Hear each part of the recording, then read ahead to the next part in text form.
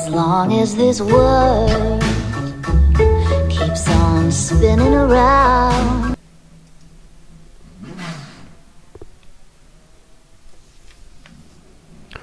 So good evening and welcome to NAGP TV.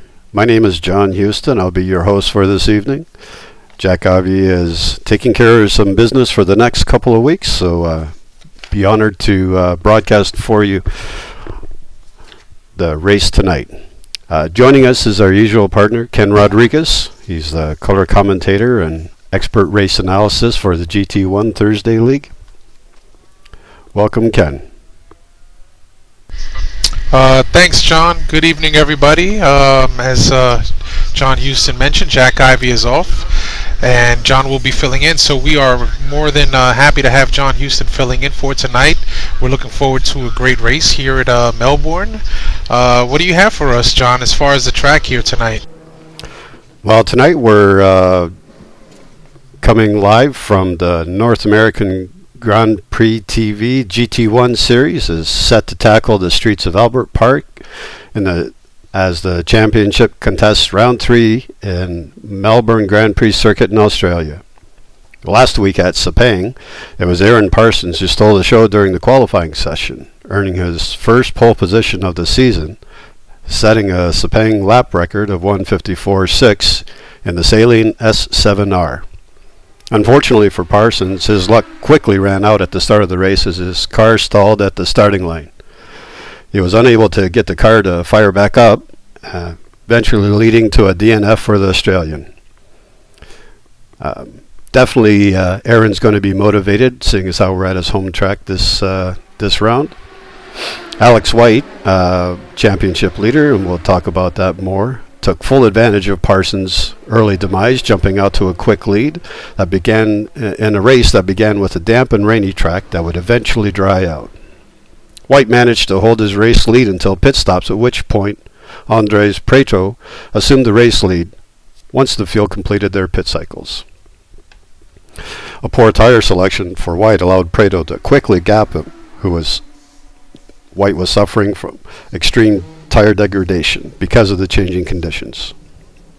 As Alex White began to fade, David Rowley and Chris Moses started to take advantage, moved into the podium positions. After 45 laps, it was Andre Preto who found himself at the top step of the podium, followed by David Rowley and Chris Moses, who finished second and third respectively. White eventually finished his race 5th, behind Rich Roman, who took 4th. Heading into tonight's race at Melbourne, Alex White holds the lead in the Drivers' Championship with 41 points. Andres Preto trails White by a mere 2 points, while John Sportelli sits third, 8 points back. In the Team Championship, the Sorci Verdi team of Andre Preto and Marco Conti lead with 47 points. Precision Motor Racing's Chris Moses and Al Merman are second with 44 points, and Axis of Awesome's Alex White and Lou Mascarelli sit third with 41 points. 2 rounds in the books, both the driver and team championships remain incredibly tight, with championships in GT1 decided by only a handful of points in recent seasons. Every race and every point earned will be critical towards the championships. Tonight's race is, of course, no exception. We hope you can join us for what will be an entertaining and hard-fought race. Yep, absolutely, John. And there was a lot of action last week at Sepang. And speaking of Sepang, we spoke about this, Jack Ivey and I, last week. That happens to be my favorite track. And ironically enough, Melbourne, my second favorite. I love this track. I've been racing it for many years. Love the flow of it. It is a 16-turn flat street course. Although when you look at the layout of the course and the surroundings, it really doesn't look like a street course with some of the long runoff areas that these cars are afforded. So driving line here and stability are going to be crucial to leading this pack and scoring a good qualifying position on the grid, because we've got some heavy hitters here tonight. Certainly, we've got some usual suspects to look out for. We have raced at this track previously, twice before, and I believe the last time was just shy of 3 years in 2010.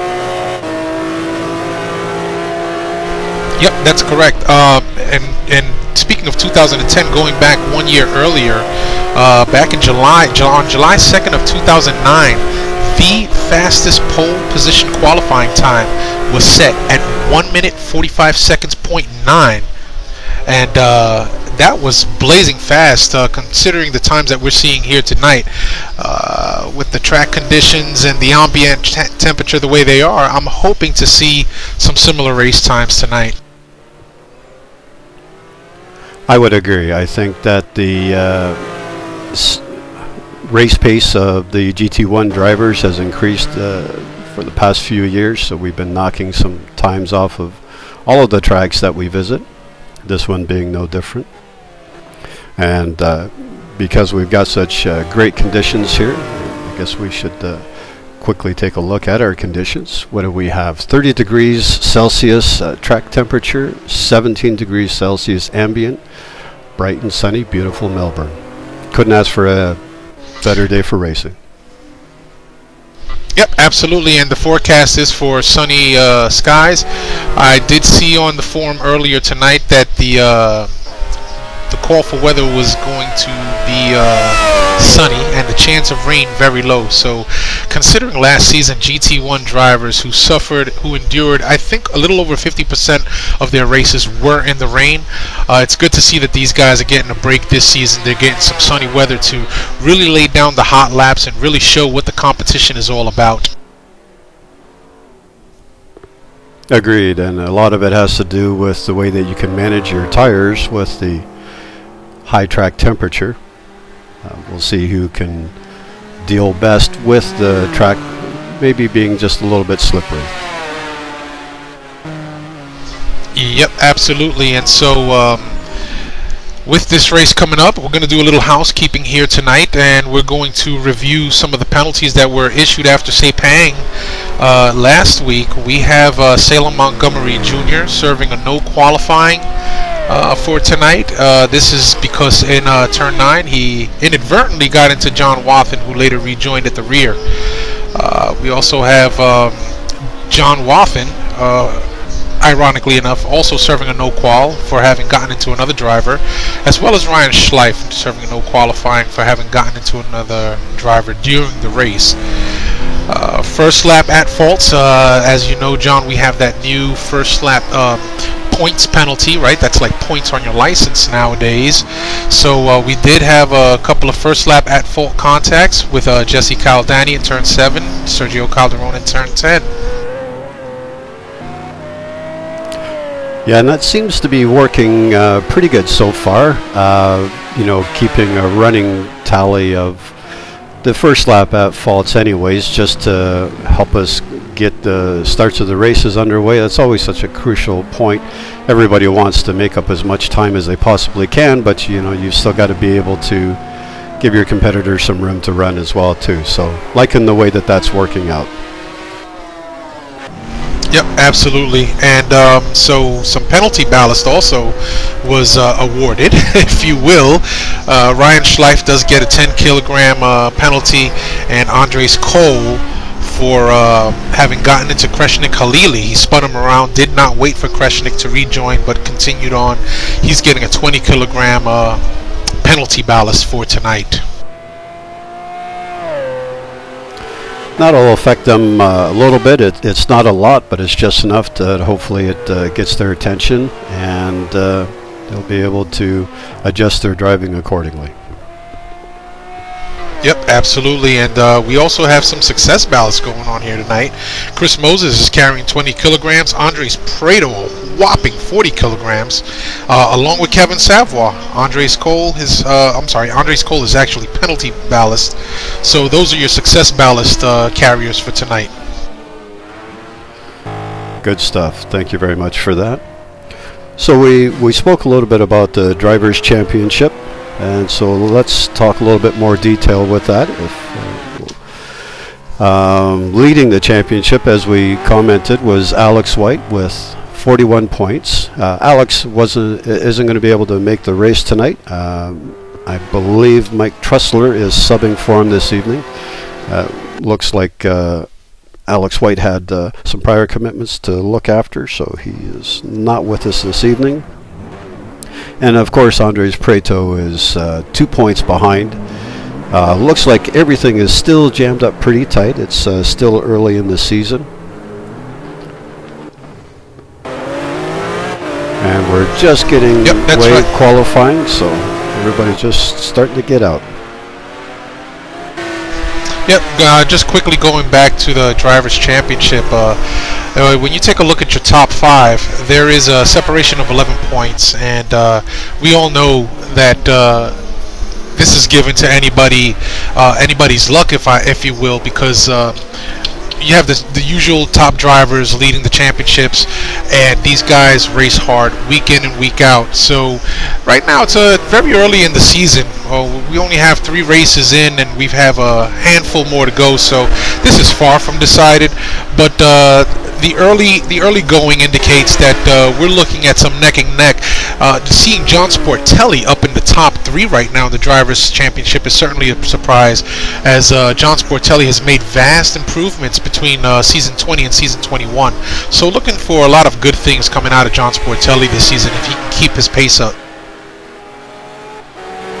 Also, if you look just a little bit lower from the top 5, drop down into the top 10, you see some of the usual suspects that are normally pushing up at the top. So, we can still see quite a bit of movement in the Drivers' Championship. But, if you look at the top 2 drivers, we've got Alex White and Andres Prieto, both GT2 as well as GT1, pardon me.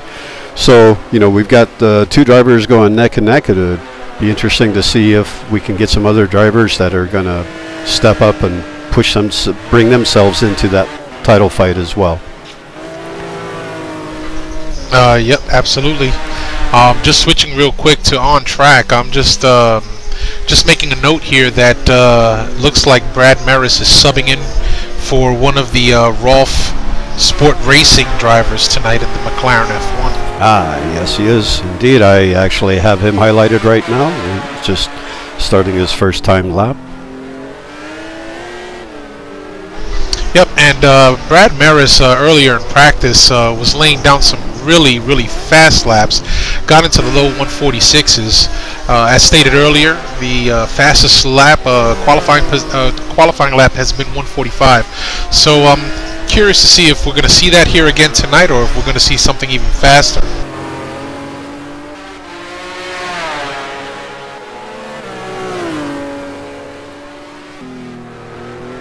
I think we'll get a good indication of that within the first 10 minutes of qualifying. If we see some guys that are sneaking pretty close, I think we'll probably see that time fall. But for some reason we're not getting down into the low 46s, then that qualifying record may just be safe. Yep, absolutely, John. So speaking of qualifying and the race, do you have any picks for tonight?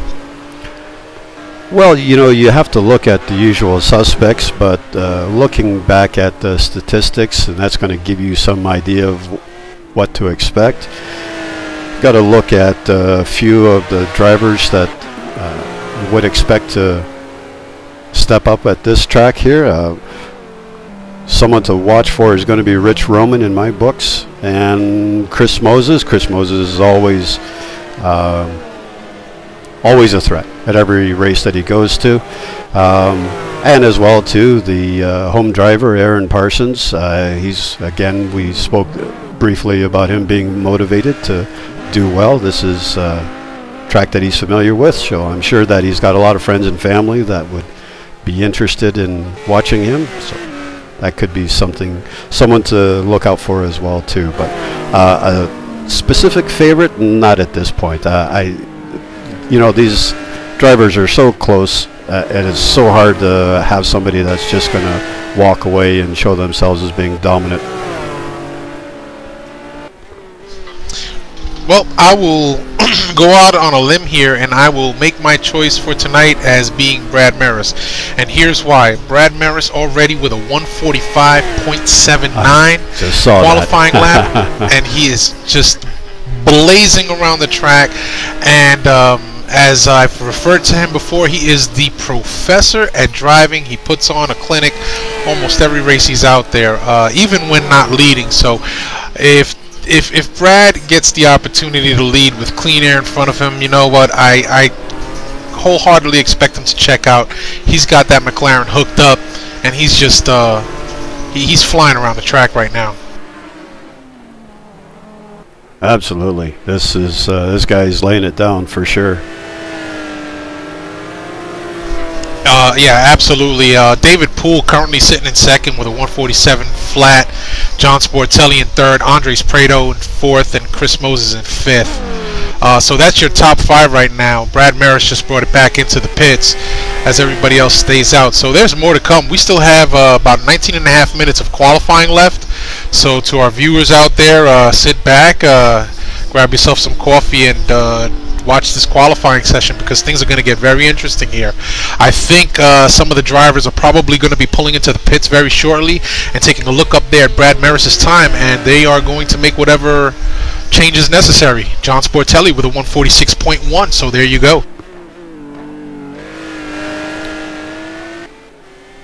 Yeah, everybody's doing their personal best, and you know, that's the thing, we're only 1 or 2 laps in as far as timing goes on this, so we've got a long way to go yet. Absolutely, John, and you know what, we have a lot of answers to those fast laps that are being placed up there, so look for Chris Moses to probably answer back, even David Poole give an answer back to those 145s and 146s. We see Andres Prado already putting his answer up there with a 146.8.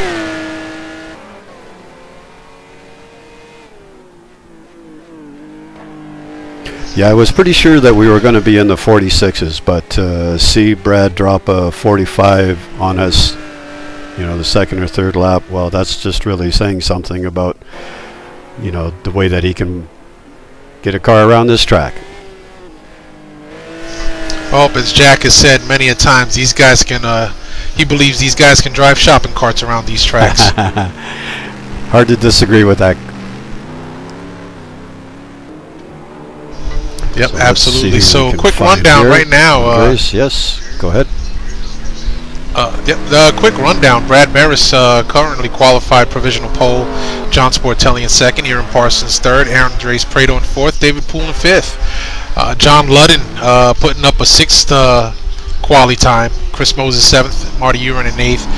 Roman in ninth, and Juan Monroy in 10th. And go ahead and take it away, John, from there. Right, just trying to find someone that's on the hot lap here. We're looking at John Watson. We'll follow him around and see how he's doing. He's just coming up to the third sector. Oh, and he decides to cancel that run. Mow the lawn. Yep. Yeah, we'll just make our way through the field here and see who's doing what. See if anybody's making some big gains.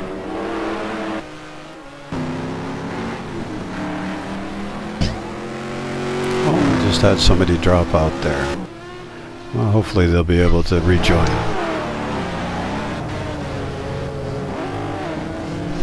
Yeah, unfortunately they dropped during Quali 1. They'll have to start at the back of the pack if they can join back at Quali 2.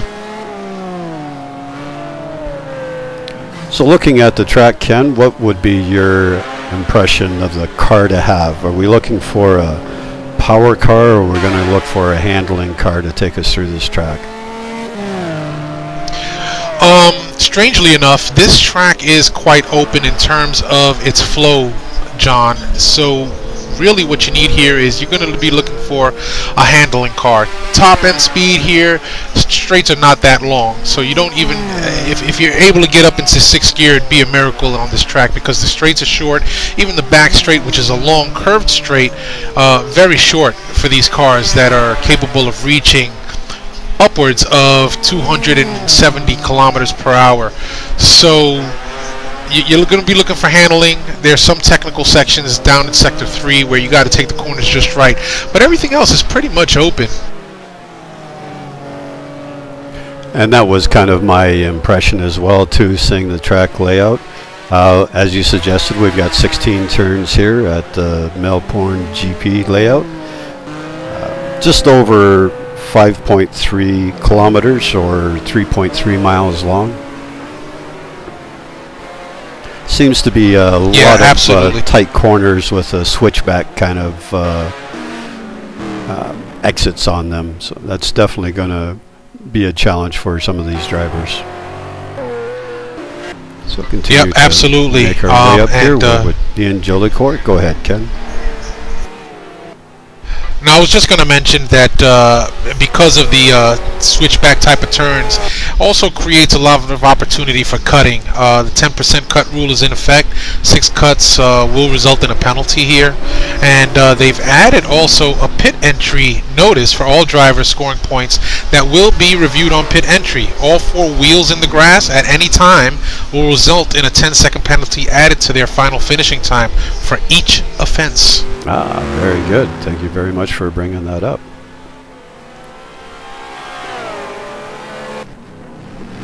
So definitely a lot of opportunity for overtaking here. You just got to watch yourself, got to watch your lines. Make sure that you're keeping your car on track and not making any cuts to make that pass.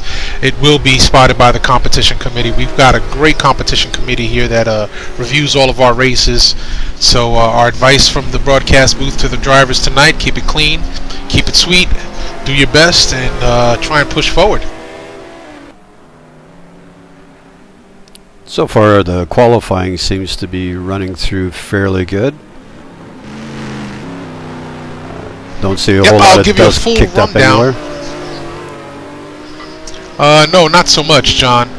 Brad Merys still holding on to that 145.79. Sportelli second, Aaron Parsons now moving up to third. Andres Prado down to fourth. Juan Monroy in fifth. Al Merriman is currently qualified sixth. And these are all provisional. David Poole in seventh. Chris Moses 8. Ian Jolicourt 9. Marty Ure in 10. John Luddell 11. Rich Roman in 12. Salem Montgomery in 13th. Christian Hamilton in 14th. Greg Myers sitting in 15th. Matt Taylor 16th. Trussler in 17. Savoie in 18. Kreshna Khalili making it up into 19. Marco Conti in 20. McIntyre in 21st. Cup Douglas in 22nd. Sergio Calderon in 23rd. Daniel Wilkerson 24th. Chuck Carter 25th. Lou Mascarelli 26th. Cuppet in 27th. Paul Hall in 28th. And John Wath in 29th right now.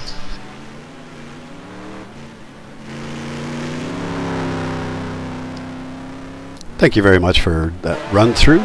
Always nice to see where everybody is sitting. Just with Andres Prado. Oh, and he was just off. Still in fourth. Doing his best. He parks it in the grass, so he's switch over to another driver. Yeah, he actually just placed his fastest lap down at 146.4. So Andres Prado struggling a little bit with this track. I'm not sure just how much practice he got in, but if there is opportunity for him to improve his time, I'm sure he'll take full advantage of that. These top times right now are very, very close. And speaking of timing, we do have live timing and scoring on the North American GP race site.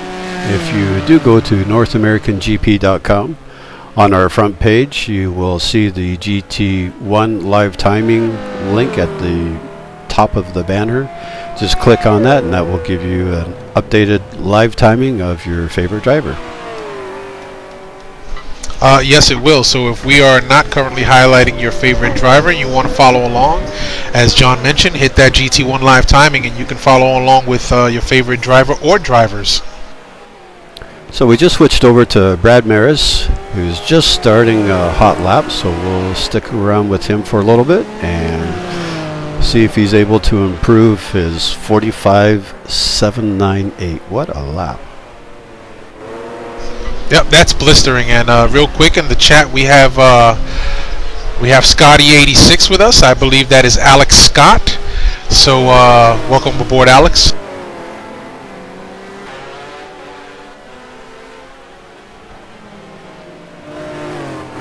So Brad is right on pace. He's just 7/100ths off of his best time so far. So that's just through the first sector.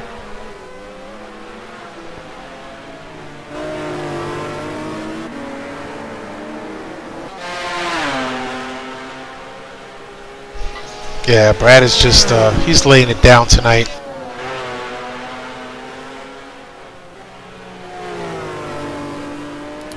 Yeah, he's dropped a little bit of time, but he's really keeping his sectors consistent, so he's got a very good opportunity to improve on his time here. And heading back to the chat room, Alex, you are listening to Mr. John Houston.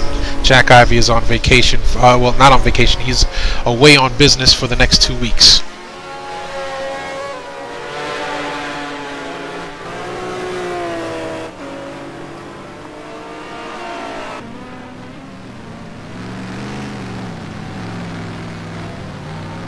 Oh my goodness, look at that, 6/1000ths of a second off of his pole time, or provisional pole time, I should say. Well, John, as I stated earlier, you have some drivers that are going to be posting up answers with their qualifying times. Aaron Parsons now dipping into the 145s with a 145.845. I just caught the very last tail end of that as he came through to score that. I'm just with John Sportelli right now, just starting his hot lap, so we'll see how he responds to Aaron Parsons kicking him out of provisional second.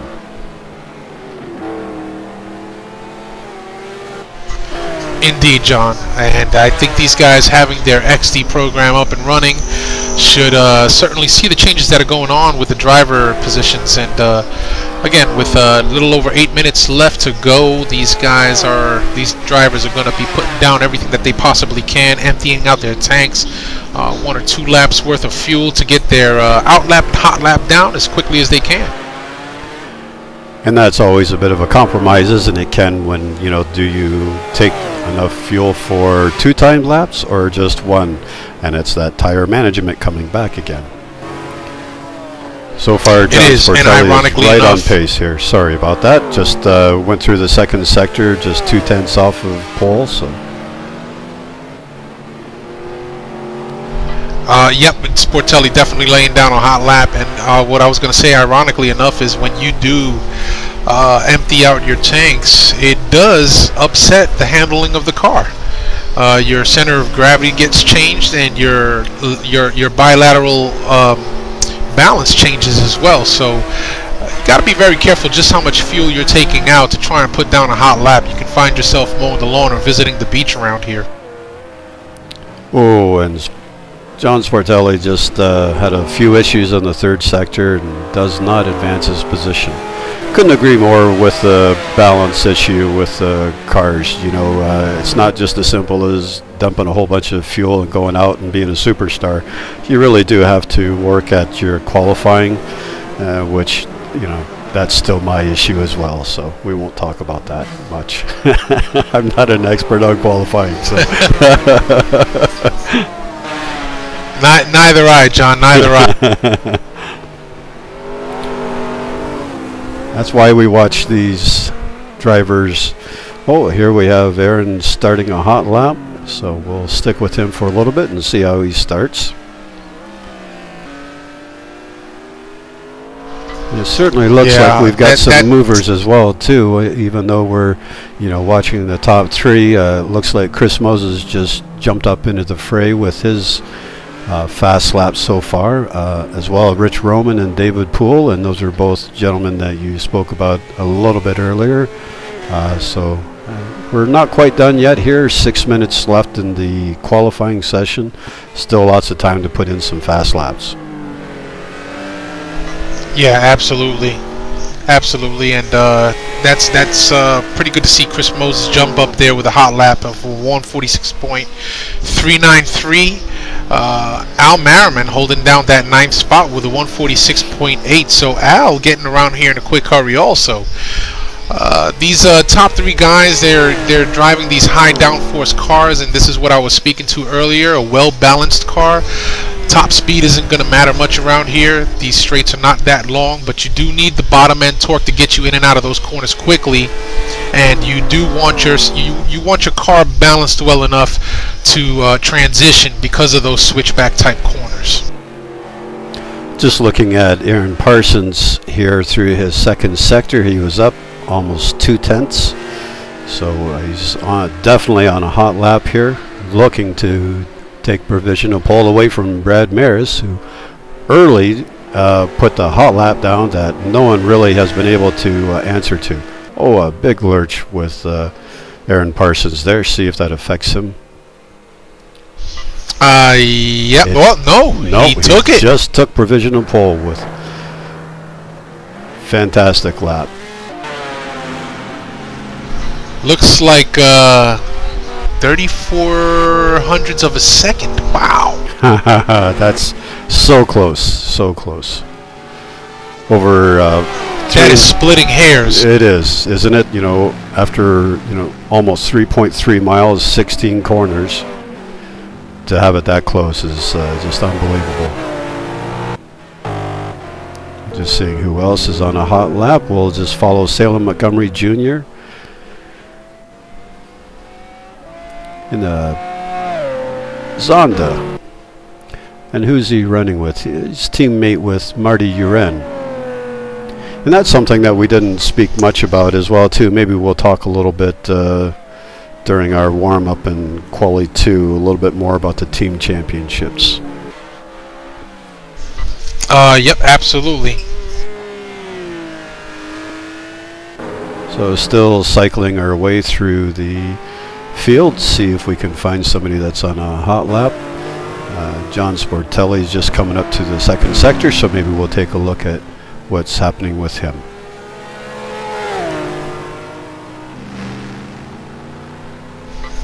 You mentioned Salem Montgomery Jr. qualifying. Interestingly enough, I was just looking back at the penalties, and we spoke about this earlier.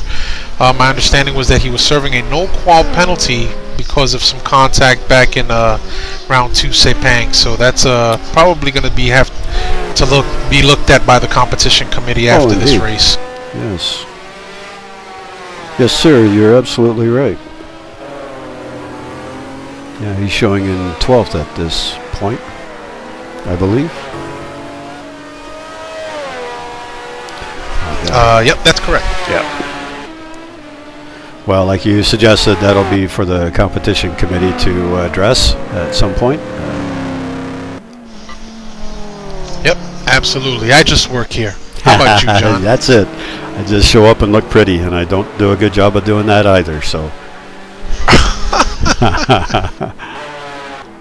Here we are. Let's look at Gup Douglas. He's just coming through the first sector.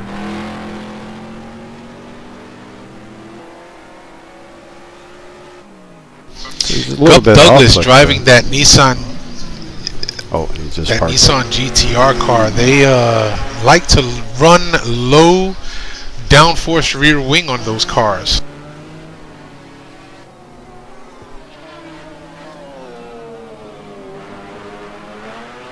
Yeah, there was something that he didn't like in that run. He decided to abort, and we're down to under 2 minutes left in qualifying now. Let's come back to our front page here and just take a quick look. Looks like everybody is on the track. Pretty much. And what do we have for hot laps going?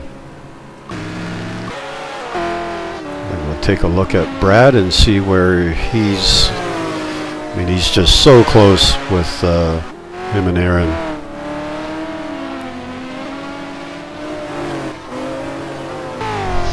Yeah, absolutely. If you were doing a ghost run qualifying session, their cars would be just about merged equally with that type of distance in qualifying time.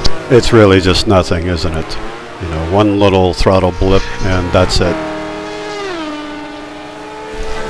Yep, it's about the width, it's about the thickness of a license plate frame. Oh, so Brad Merys has picked it up through the second sector. He was a little over a tenth down, and now he's into the hundredths off. So let's see what he can do in the third sector to reclaim provisional pole. Yeah, it's going to be a little difficult with some of that traffic up in front of him there. I was just John. noticing that. Yes, indeed. That's going to definitely distract him if it doesn't create a problem for him. It looks like he's trying to grab a bit of a draft. Oh, and he takes it. And there he does it again. Fantastic run, Mr. Merys. And Aaron so Parsons Brad making up all his time in the third. So that's exactly it. We've just jumped on board with John Sportelli to see if he can do anything to answer to bring his car up a little tighter to his teammate. Yep, Sporto has held on to that 146.101 time for quite some for a good amount of this qualifying, as we just wound it down to 0. So not sure if he's going to get that hot lap in, but these guys have about a minute to finish the hot laps that they're on, and he's coming around the last turn, so he should get this one in. Yeah, he'll definitely get it in. I'm not sure if he's got enough to knock Aaron off of second. No, does not advance his position. Nobody else on a hot lap at this point. Looks like going through the rest of the field, everybody has got what they've got. Indeed. Yep, and that's it. That's the end of the qualifying session. So we're going over to qualifying 2 right now. All right, well, that'll give us a couple of minutes for any people who got disconnected to rejoin, as well as we can talk a little bit about our team championship. But congratulations need to go out to Brad Merys for a fantastic pole lap of 145.597. Fantastic result, and certainly sets a new record for the NAGP GT1 series. Yeah, absolutely. So speaking of those team championships, just going over to the website real quick here, we see that Sorcy Verde is actually holding the lead, 3-point lead over PMR, the PMR team of Chris Moses and Big Al Merriman, 47-44 points. Indeed, and when we look at our third place team in the championship standings, the axis is awesome, that being Alex White and Lou Mascarelli, I believe. Alex White, of course, isn't taking part in the race this evening. Let me see where Mike Tressler, well, he qualified in 19th, so that certainly gives them an opportunity to move forward and get some points for that team.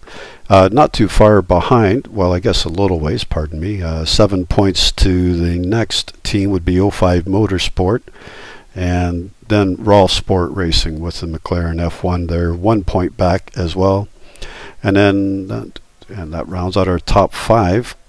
Continuing on, we've got H&C Racing at 27 points. T Brock Dam Bam GT1 with 21 points. Plastic Hoosier Racing with 20 points. SJRT Columbia sitting at 13 points. Broken Wheel Racing with 9, and then on from there. So it's still really tight when you're looking at the top 5, top 6 teams. I think at this point you could really expect pretty much anything could still take place with that. PMR is always going to be pretty tight in there, and nice to see Sorcy Verde. Of course, that has Andres Preto and Marco Conti.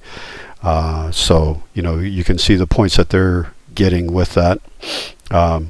Good results, good consistent results will certainly help with the team championship. Sure, absolutely, John, and including Melbourne, we still have 9 races to go. 3 in the books, but 9 to go. So still plenty of more racing to determine that team championship, as well as the driver championship. So it's really early in the season to really call it, but I remember hearing Alex White earlier, right just before the start of the season, indicating that he was going to give it his all. That his goal this season was both team and driver champion, and it's completely possible and quite bold considering the company that you're in. But that he said that he was setting his goal that high, so he's setting the bar that high. That's a good thing. Well, I couldn't agree more. You know, you definitely have to have a goal when you're racing. You know, it may be bold until you get to backing that statement up. If you can back that statement up, then it's not so bold. So I guess the season will determine that for us, won't it? Well, here's my question. Are we seeing Babe Ruth pointing to the outer left field at the Yankee Stadium again? Well, if we're looking at it very well could be. You know, if we look at the results so far, we have Alex White with a win in Dubai, and then we have Andres Preto with the win in Sepang. So, you know, the top two drivers with the 2 wins. I don't think you're going to see an awful lot different throughout the season. And that's why I posed the question earlier, you know, who else is going to step up and inject themselves into this championship fight. So far we've got the 2 drivers, and they're doing the same thing in the Monday Night GT2 League as well, Ken. So I'm not sure if we'll see anybody else take charge. Yeah, absolutely. I think I'm going to run a protest, though. These guys are really fast in GT1. They have no business driving GT2 cars. Give the lesser guys a break, eh? I'm with you there. Yeah, I'll sign that petition. That's it. We're going to boycott. But we went ahead and moved into warm up right now. We've got 3 minutes and 45 seconds left to go. So some of the guys out there are practicing their starts as well as their pit ins. This is typically where they take advantage so they can set themselves up for their pit strategies, looking at their fuel consumption, tire consumption, and practicing their launches at the green. So these guys have about 3.5 minutes left to do that. And while they do that, I'm going to step away for 60 seconds, John, and I will be right back. Very good, Ken. We'll see you when you return. Just taking a moment to look at our track temperature and ambient temperature, and we're pretty much right exactly where we were during qualifying. Again, it's just another fantastic day for racing. We're looking at 29 degrees Celsius for our track temperature, just about perfect. Ambient temperature is 19 degrees Celsius. I don't think we could ask for any better conditions for our race this evening.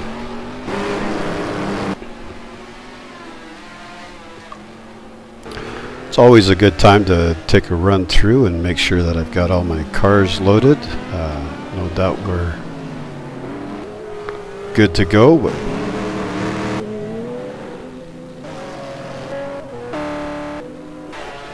I just want to remind everybody that, again, if you want to follow your favorite driver, you can certainly go to NorthAmericanGP.com and click on the GT1 live timing link at the top of the page, which will take you to the live timing and scoring.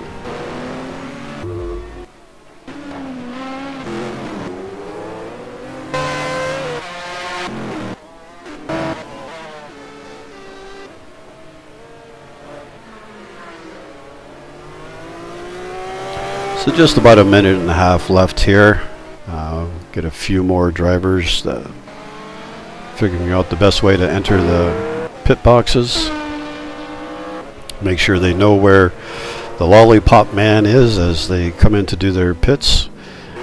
Generally, we're only going to be doing 1 pit stop during this race.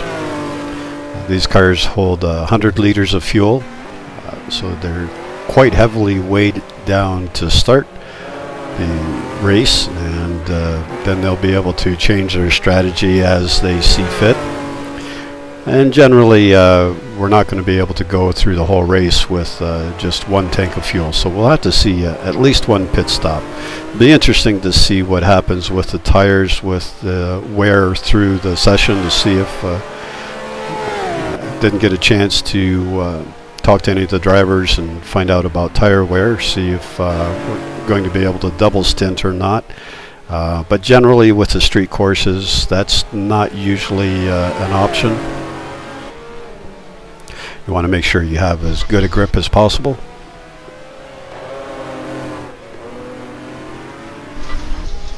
So we're back now, John, and I was listening to what you were saying there, and yes, I would actually venture to say that if we end up with temperatures as we're seeing them now, 29 degrees Celsius and a 19 degree ambient temperature, there may be a brave soul out there that'll double stint their tires if they're brave enough to drive on hards, or if this temperature increases and they can switch to hards.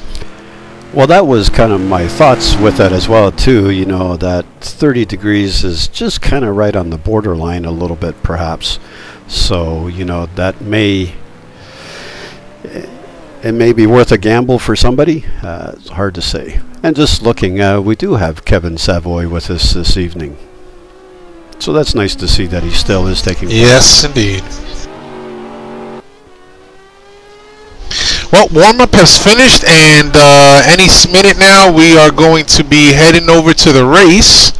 So I guess once we move over to race, we can run down the running order. I'll read off the first 5, and you read off the next 5, and we'll just continue on down the entire list, the 5 and 5, Sounds bouncing perfect. off of each other there.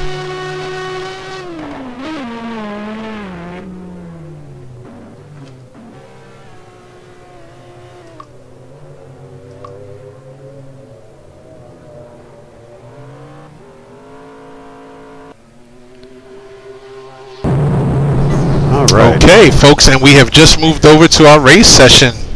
So we will go ahead and run down the running order for you for the start tonight. Starting in pole position, Brad Merys.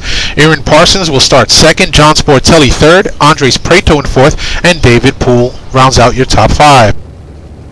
Starting in 6th position is Chris Moses. 7th is Ian Jolicoeur. And 8th is Juan Monroy. Starting 9th is Rich Roman. And 10th is Al Merriman. Marty Wren will start 11th, John Ludden in 12th, Kevin Savoy 13th, Gregory Myers is starting in 14th, and Christian Hamilton in 15th. Matt Taylor will start in 16th with Marco Conti in 17th. Starting 18th is Kreshnik Halili with Mike Tressler starting 19th for Alex White, and 20th is John McIntyre. And starting in 21, Sergio Calderon. Gup Douglas will start 22nd, Chuck Carter in 23rd. Dan Wilkerson will start 25th, and Liquid Lou Mascarelli in 25th. In 26th place, or starting 26th, pardon me, is Jonathan Cuppett. In 27th is Paul Hall. Starting 28th is Salem Montgomery Jr. with Andre Cole in 29th, with Ryan Schleif in 30th, and John Wathen bringing up the rear in 31st. So there's our run through. We'll just pick up Brad Merys here, and everybody's gridded and ready to get going. We've got 20 seconds left. Well, I think that you've got a pretty good bet going so far, Ken, with picking Brad. I think I'll go with Aaron Parsons just to, you know, why not 1 and 2? And 1 second left, so we're getting ready to go. Makes perfectly good sense. Sure, why not? And we're good to go. We are green. The Melbourne Grand Prix circuit. Looks like everybody's got Aaron Parsons looking on the inside early. Oh, and John Sportelli got a nice start. Takes over 2nd place.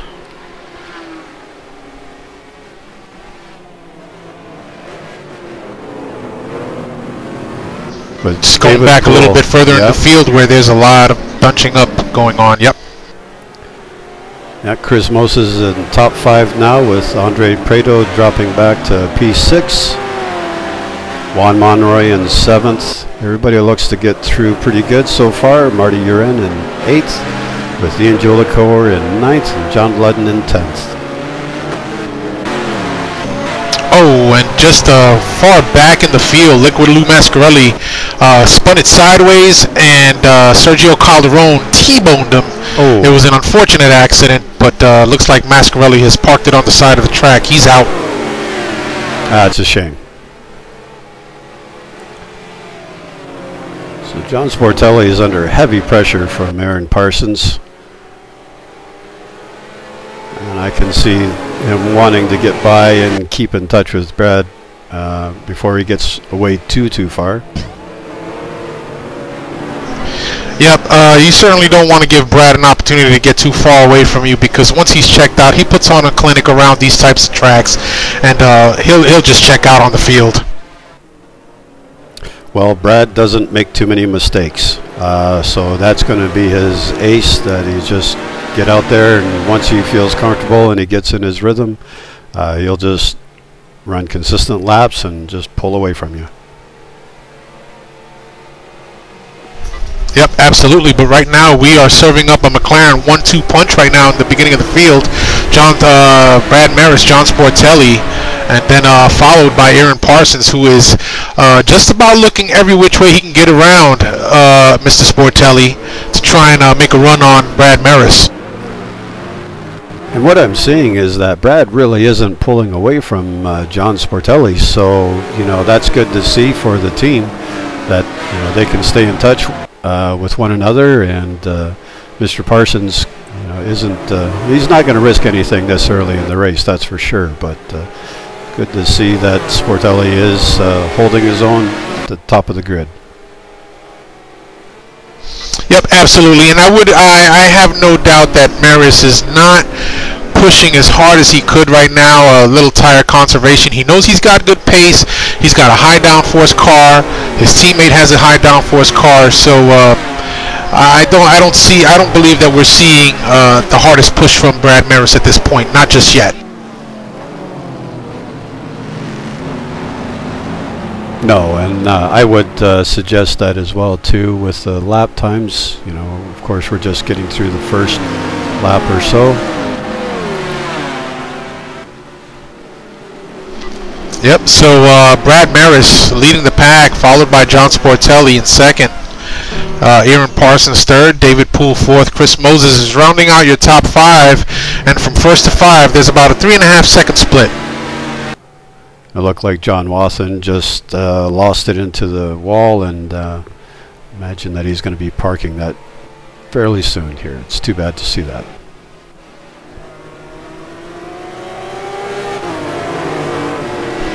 Oh, it's Dan Wilkerson in P29, takes it off the track. Does a little lawn maintenance there. I think that it's pretty easy to outbrake yourself around this track as well too. So I'm not surprised to see that a few of our competitors have been doing some off-track excursions. Yep, no, absolutely. That's the one thing that this track has, is that it can deceive you into a late braking habit. Next thing you know, you just you end up overshooting the corner and off track here. So it looks like we got a bit of a smoker here with Marty Uren.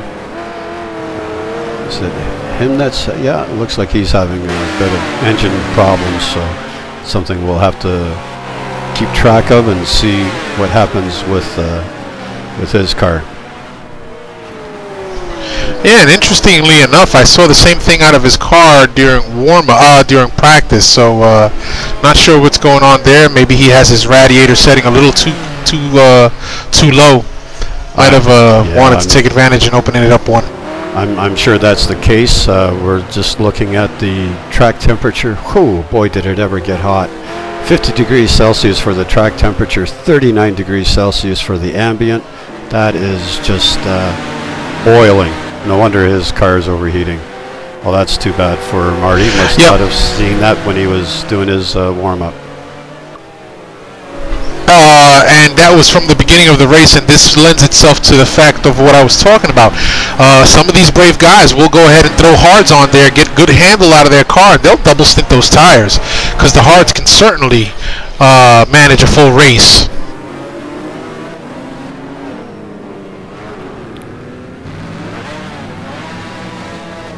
Juan Monroy just went and took Chris Moses out.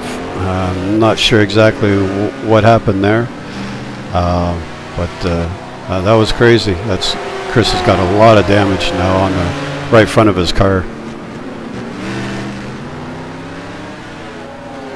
Hopefully it doesn't look like he has a puncture, so that's good news. Just a beat up car right now. Fortunately, he didn't lose a ton of time, so I think he was lucky that way anyways. Yeah, absolutely. And you said that was Monroy, right? That got into Moses? I think so, yeah. It looked like it was a yellow F40. So just jumping back up to the front real quickly here, and it looks like everybody's pretty much holding station. And looking at our lap times, looks like Brad Merys is continuing to pick up the pace and just set the fastest lap again. So. Yep, he did, as he came by the start-finish there with a 147.993, which is your average race pace with full fuel in these cars. Still very quick.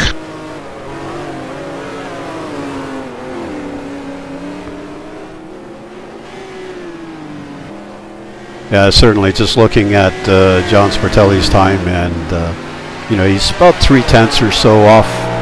So you know, right there, right on pace. So that's good to see.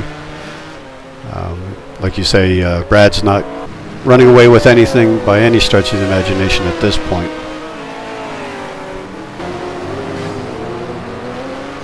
I'm thinking that the car, the F40 that got into Chris Moses a little earlier, may have been that of Sergio Calderon. Currently running in 24th. He's the front of that car is just shot to pieces right now. Ah, there you go. Okay. Well, I may have been a little bit quick to declare it was Juan Monroy. I was trying to flip through the different keys to see who was around Chris at the time. So. Yep, absolutely. So I'm just working my way back through the field to pick up some of the different drivers and see the battles that are going on.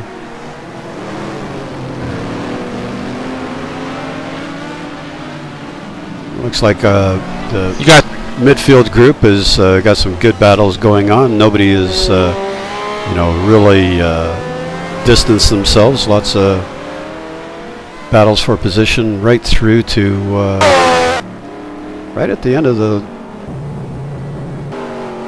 queue here. Nice. Nice to see. Yeah, you got Marco Conti in 16th, and right behind him, Juan Monroy again with a banged-up car in 17. Andres Cole and then Kevin Savoy. These guys are running bumper to bumper, freight training it around the track at the moment. And then just behind them, John McIntyre followed by Gup Douglas. So teammates running 20 and 21 respectively, looking to capitalize on some of the misfortune some of the front runners may have had, and the aero damage that some of these guys are suffering on their cars right now, which, as we all know, GTR2 simulates really well. Well, as you suggested earlier too, though, this track is not going to, you know, the aero damage is not going to have a big effect. You know, we're probably dealing more with mechanical grip than aero grip. But at the same time, you know, you have a banged up front end. That's going to be a big wall for you to push through. Yep, it absolutely will. So just to give you a quick rundown of everybody and where they're running, we have Brad Merys in first, John Sportelli's currently holding on to second, and Aaron Parsons in third. David Poole in fourth in the circus-colored Lamborghini. Andres Prado in P5, Chris Moses P6, Ian Jolicoeur holding on to P7 in that Lister Storm. John Ludden up to P8 with the older Corvette C5. Al Merriman in 10th. Rich Roman 11. Greg Myers in 12. Salem Montgomery Jr. 13. Matt Taylor in 14. Christian Hamilton 15. 16th is Mark O'Connie, Andres Cole in 17, Juan Monroe in 19th, John McIntyre in 20. Douglas now takes over the 20th spot as we lose front runner. Not sure who it is just yet. Ryan Schleif 21, 22 Sergio Calderon, 23 Jonathan Cuppett, Paul Hall in 24, Chuck Carter in 25, Dan Wilkerson 26, 27 is Mike Trussler, Kreshnik Khalili in 28, and that rounds out your running vehicles. Thank you very much for that, Ken. Well done through that. Just was able to kind of pick a spot and go through the field at the same time that you were doing that, so that worked out well. Just picked up Rich Roman, who is battling Al Merriman for the 9th position. And just ahead of Al is John Ludden in 8th, and you said that was the previous year, the C5 or the C6? Oh, he's driving that C5. Ah, nice. Still lots of life left in the old girl.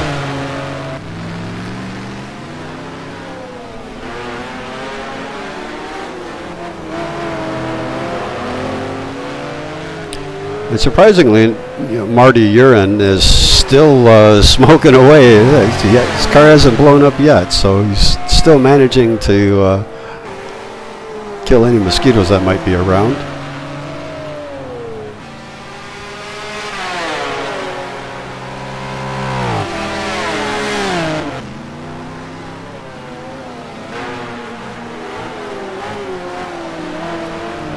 So I think we're going to bring a guest speaker into the broadcast booth, if I can get him up here.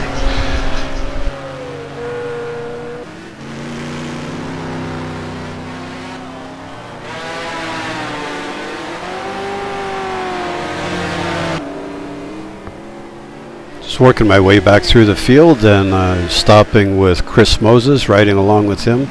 And just ahead of Chris is Andres Preto. Oh, looks like Chris got by Ian Jolicoeur. That's what I was looking for. So that battle is just ahead of the battle for John Ludden, Al Merriman, and Rich Roman. Yep, absolutely. And we just got a guest commentator here in the booth with us, John. Unfortunately, he was not able to start the race tonight, but welcome, Mr. Alex White. Thank you, Ken. How are you guys doing? Hello, Alex. Enjoying the race so far. It's too bad that we don't see you in the field, but your sub-driver is doing a fine job. Yeah, that's good. I'm pleased to join you. Unfortunately, a couple of things came up at work, so I couldn't really say no. Well, as fun as this is, my money's on Aaron Parsons to win this. Take it. Well, we were Ken and I were having a discussion about that. I didn't have any clue at all as to who to place a bet with, and Ken picked our pole winner, Brad Merys, and so I decided to go with our second place qualifier, Aaron Parsons, as well too. So it should be a good race to the end of this one.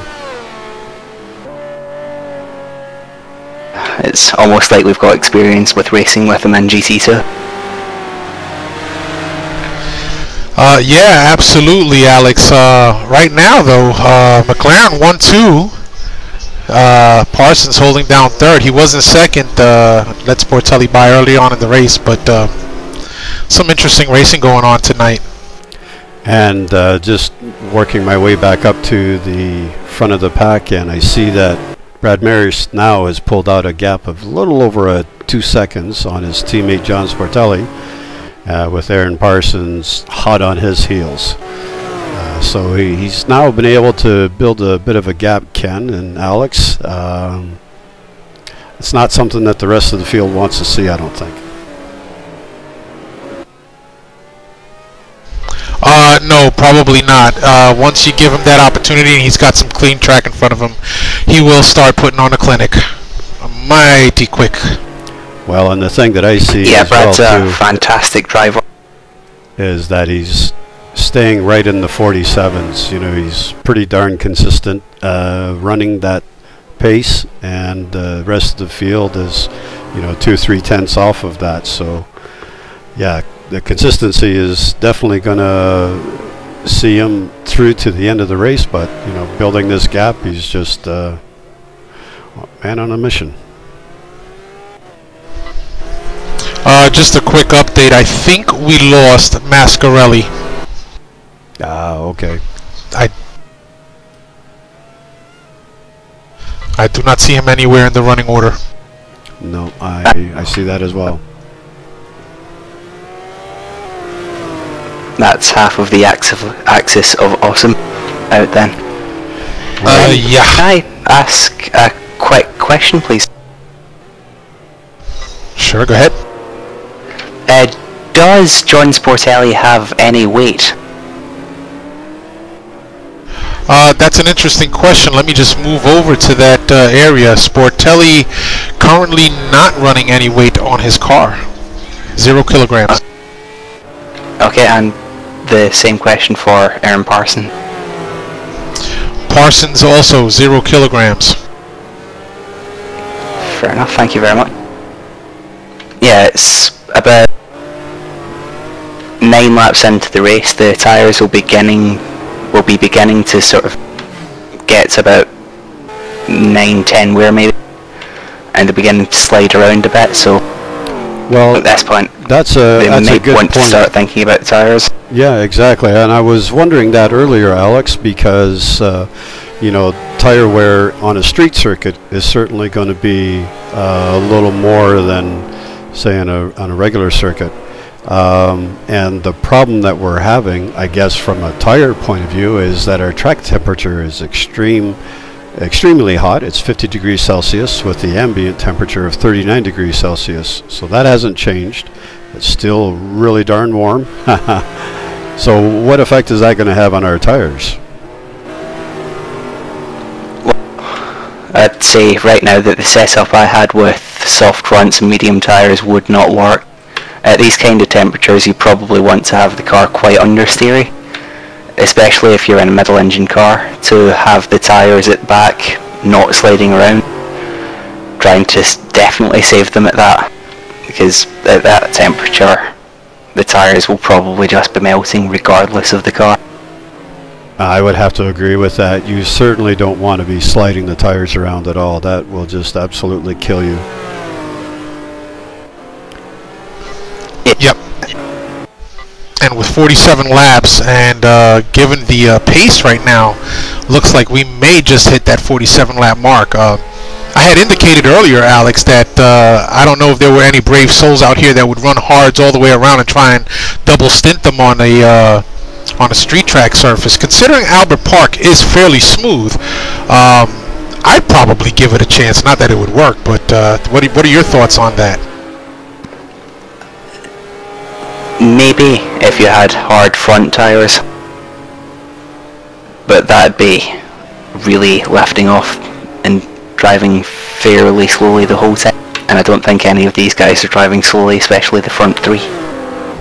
I'd have to agree with you. Yeah, they've definitely checked out from the rest of the group, and even I noticed that Brad has now even stretched his gap even more. He's just a little over 4 seconds, so he's going away.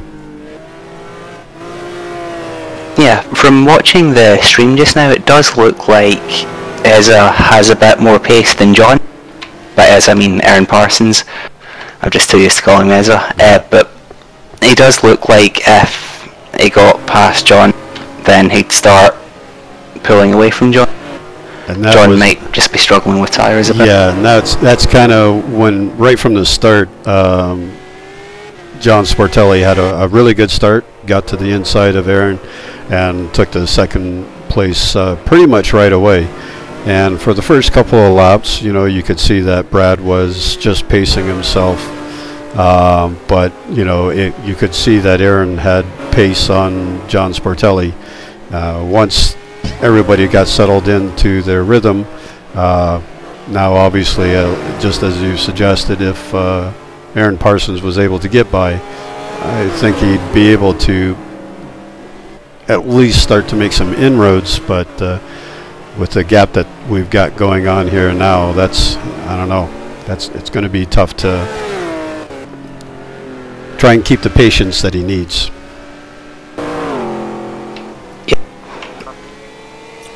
There's really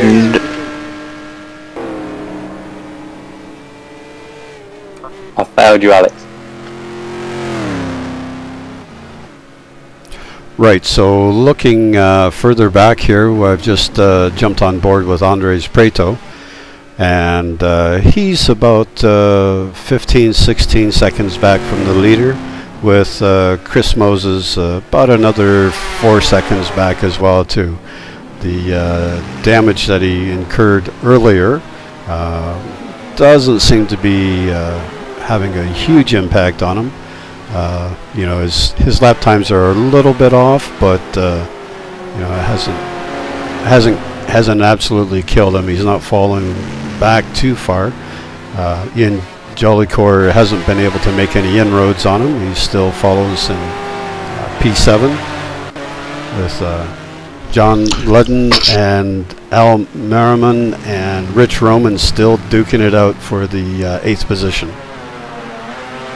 Yep, I was just about to give an update there for P10. Looks like Rich Roman riding the bumper of Big Al Merriman in that Ferrari F40. Earlier, about a half lap back, Rich Roman ducking in, ducking out, trying to go do the old high-low maneuver on Al Merriman, but Merriman just shutting the door on him in every opportunity, is allowing John Ludden to pull away just slightly as he tries to defend his position. And you'll see that a lot as well too, where drivers will show their nose to try and distract the leading driver, see if they get him to start driving his rear view mirror a little bit. Al's a pretty seasoned driver though, so I don't think that that's going to distract him too much. I'm sure he's more focused, eyes ahead. Yeah, I'd have to fully agree with you there. Al's been racing a long time. And for those of you out there on the broadcast that don't know, Al is the owner of NAGP, and he provides this wonderful place for us to race. And if you like what you see, head on over to NorthAmericanGP.com. Sign up and join us. We have Monday night GT2 racing, Thursday night GT1. We even have an iRacing league on Saturdays. So come and check us out if you like what you see. So just getting back to the points paying positions here, as I suggested, looks like Rich has dropped a little bit of time, but you know, good to see Gregory Myers up into P11, deep into the points, as well as Salem Montgomery Jr. just right on his heels. A little further back is Christian Hamilton, steady in P13. What's his times looking like? He's pretty good times. He's a fair distance back from Salem Montgomery Jr., though. They're not going to have too many fights at this point. And just rounding the corner, we can see Juan Monroy just coming down the front stretch. He's in P14, along with Marco Conti, who is part of the Sorci Verde team with Andre Preto. He's in P15, and our last points paying position is Matt Taylor in P16.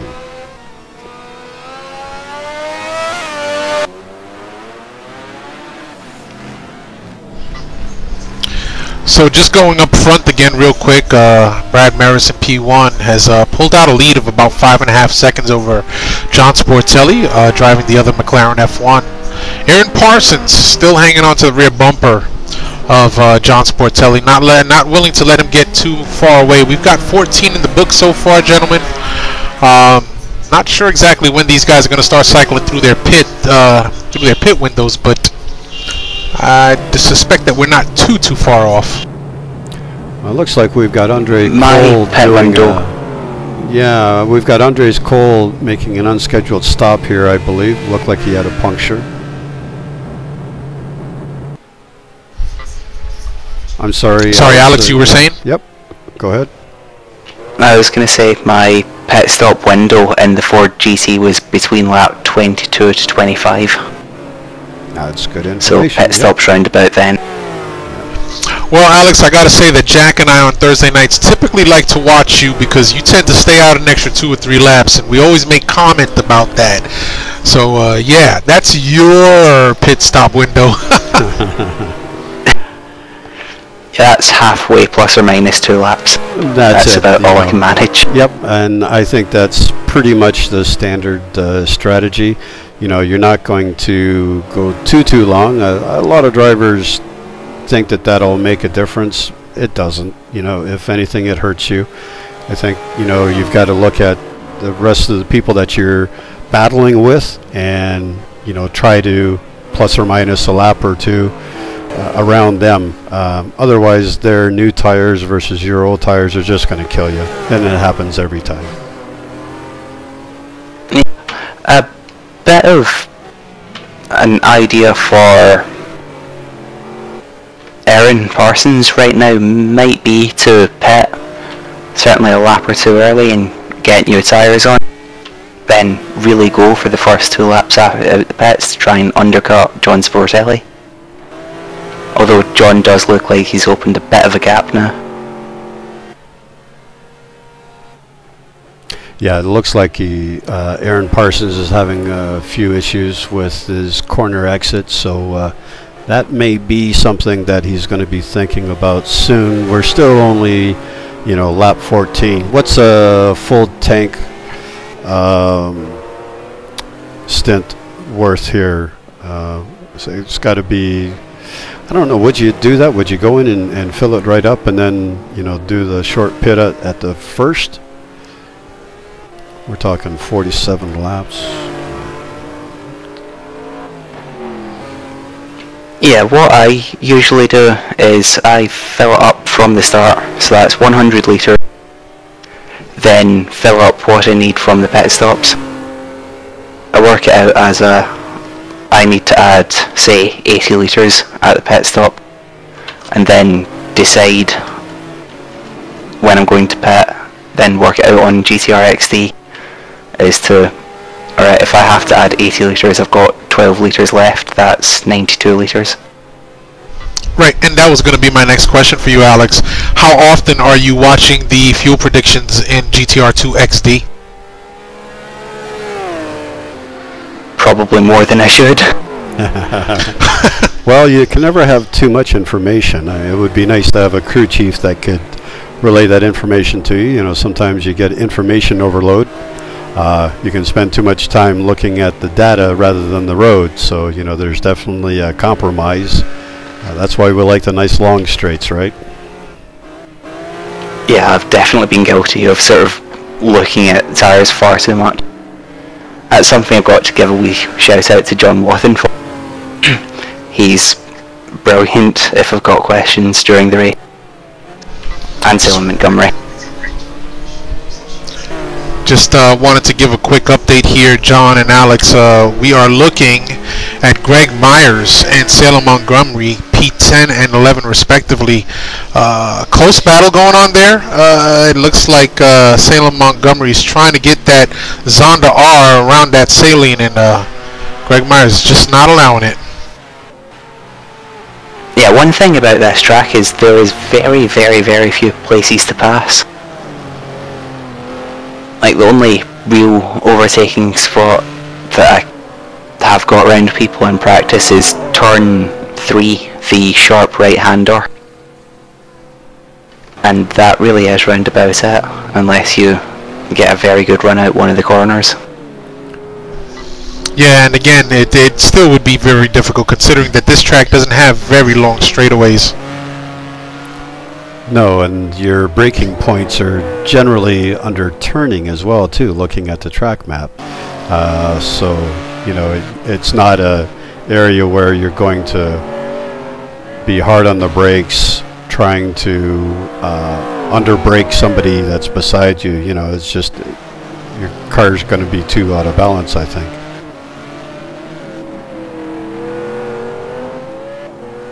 Yeah, another small update is Mike Trussler apologises for crashing the broadcast earlier.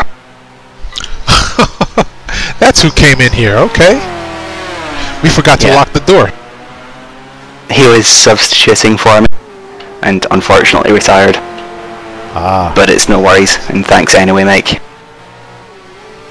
So just picking up Al Merriman in P8. We must have had some position changes because John Ludden now is in P7. And they've broken away a little bit from Rich Roman. But Al and John are battling tooth and nail here for the 7th position. Yeah, John Ludden making the best use of that older C5 Corvette. So it's a bit surprising, but then again, you know, this is GT1, right? High power cars.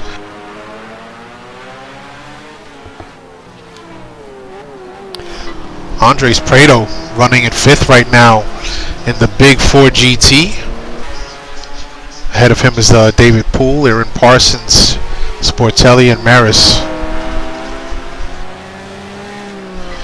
And Merys now coming up on some lap traffic.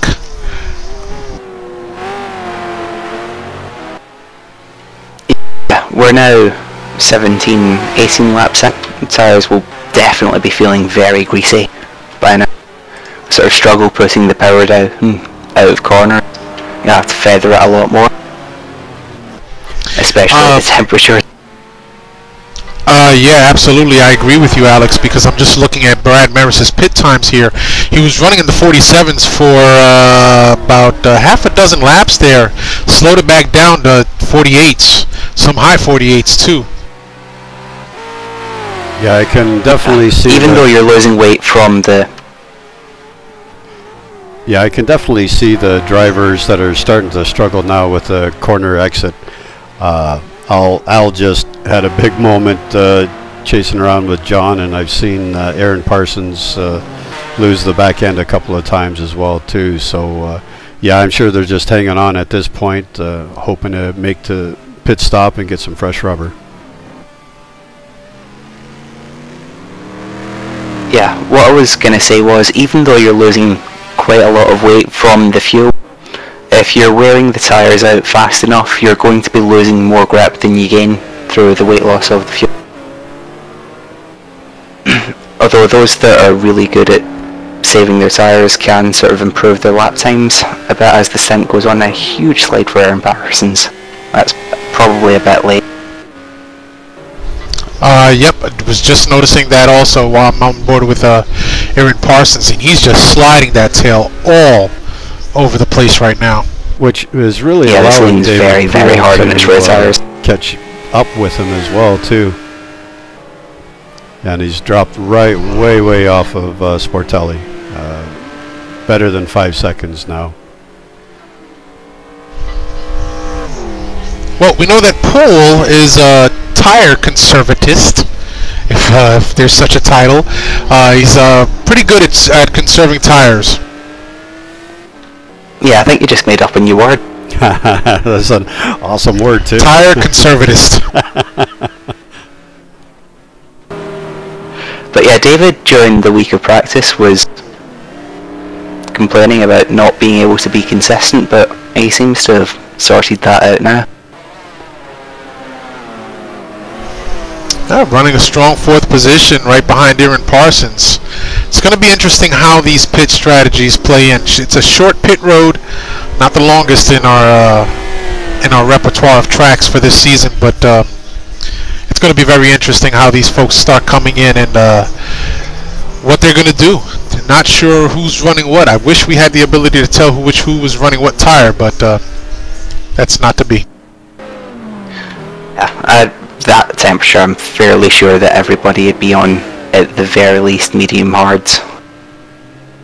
Yeah, that's what I would think. I would agree as well too. You've got to have at least mediums. I can't imagine anybody running soft, and more than likely they're probably going to be on the hards. Just it's such a hot track.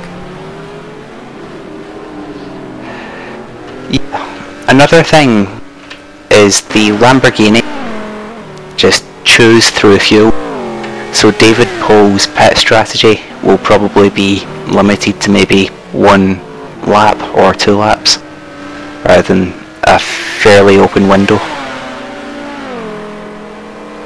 of like 4 or 5. Well, he definitely is making some inroads into Aaron Parson now, so I'm sure that David Poole is highly motivated, seeing the gap closing down between them. Yeah, David Poole's always highly motivated. I have to agree with you there, Alex.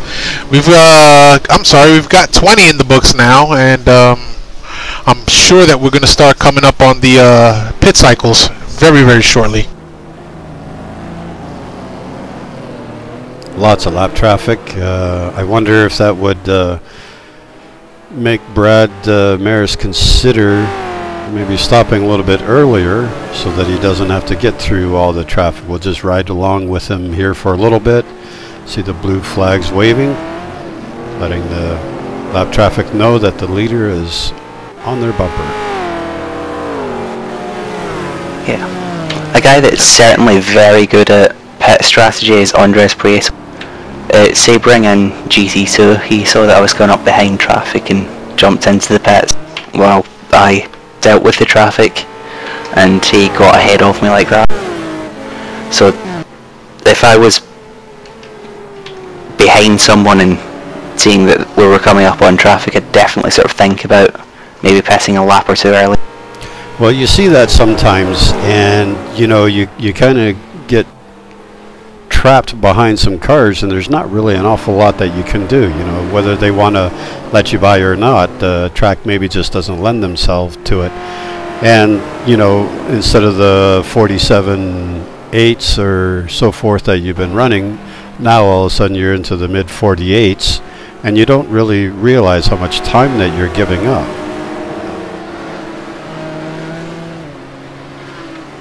Yeah, you're always going to go slower behind the back marker than in free air. Always.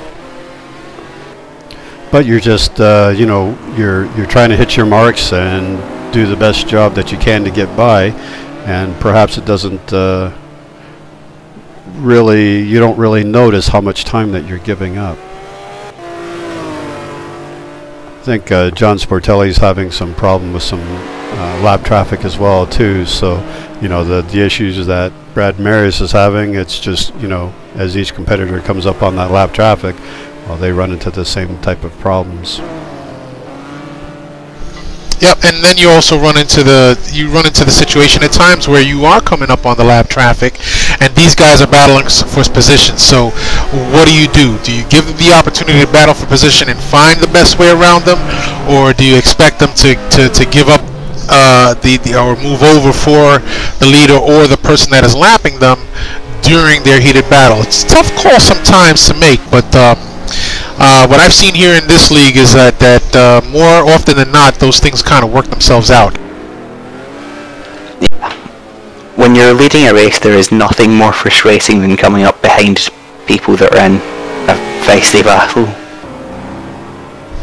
Absolutely. You're losing time at that point, right? Yeah, you don't want to sort of interrupt their battle and cause it to end, but at the same time, you want to get past them and get on with your race. Well, I think more than most that people is in this league are very good about it. I agree that most of the time people are going to let you by as soon as they can. I think, you know, getting mixed up in the battle of lap cars, they may be so focused on what they're doing that you know, they don't actually recognize that you're there. And while I say that, we've got Aaron Parsons diving into the pits. I guess he has had enough of those tires. Yeah, also on the pit entrance there was a rule earlier on, if you've got 4 wheels over the grass in the pit entrance, you get 10 seconds added to your time. Aaron looked totally fine there. Yep, no issues there. Yep, and all. That's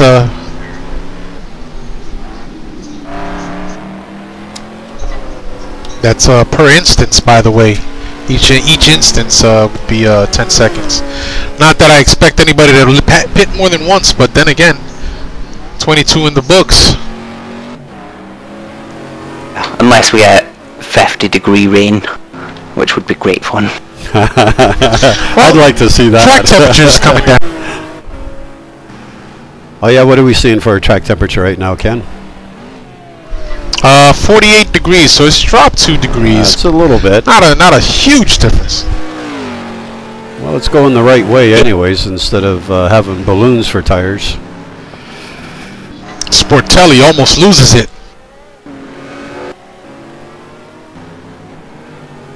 So I'm just with Brad Merys as we're going around, and I just want to see if he's going to react to Aaron Parsons pitting, or if he's going to follow his own strategy as he goes around to the front straight again. So he's just going to follow his own strategy. Well, we're starting to see some of the first ones. The first ones come in now. Matt Taylor, Paul Hall in the pits early on.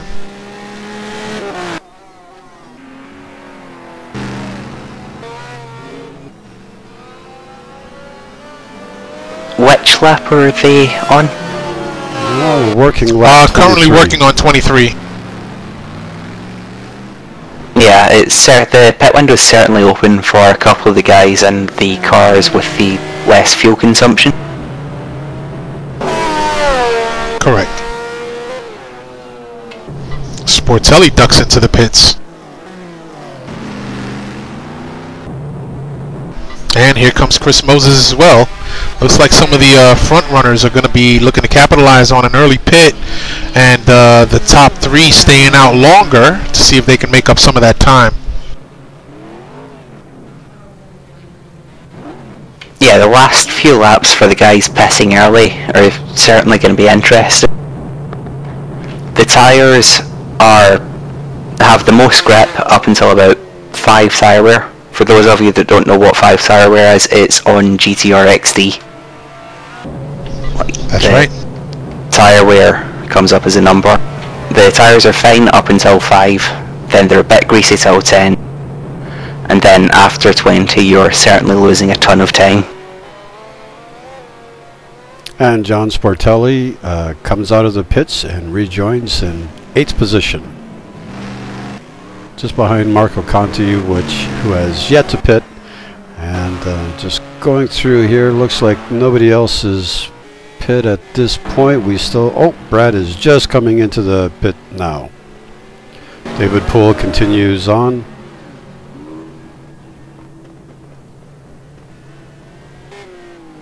Oh, no, there he comes. Oh, David Poole comes on in as well. Yep. That will temporarily, if he stays out, give John Ludden the lead, unless John Ludden happens to pit in now as well. We'll just ride with John here as he comes up to the last corner and see what he decides to do. And it looks like he's coming in as well. Yep.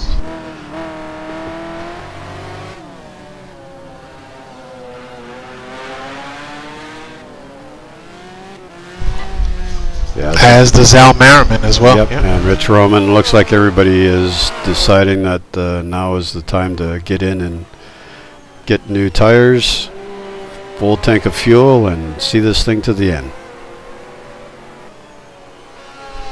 So Sporto, having pitted the last lap, is now making his way around the last few turns to come onto that front straightaway. Let's see how that's going to work out. He's currently holding down 8th position, but that can quickly change. And Brad Merys, will get out. Pretty much the straightaway as well, too. So that was a great pit stop by Brad Merys. I'll have to buy a round for his crew on that one. Yeah, he actually gets out in time to retain that lead. Sure does. The lead actually 9 seconds. Wow. So that was a really quick pit stop. So it looks like the top three have pretty much kept their positions. It's Brad Merys, John Sportelli in second, and Aaron Parsons has rejoined back in third.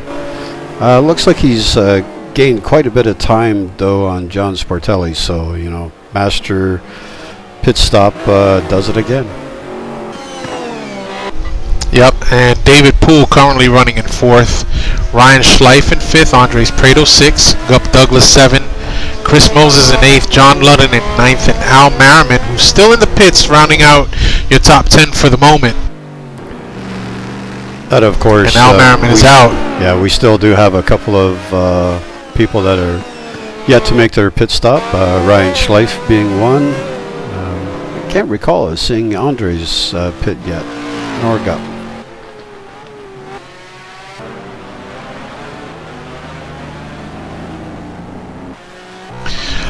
No, I know Gup Douglas has not come in. Andres, I did not get to see him. If he did or not, he may not have pitted yet. Yeah.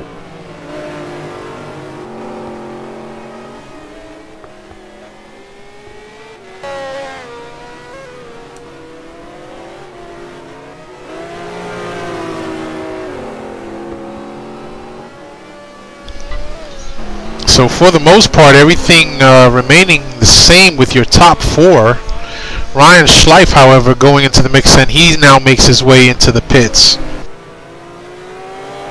I think Andres has to have pitted, otherwise he'd probably be leading. I have to agree with you, Alex. I believe that he did. Ryan Schleif was the only one that got tossed up into the top 5 mix and hadn't pitted, and he's in the pits now.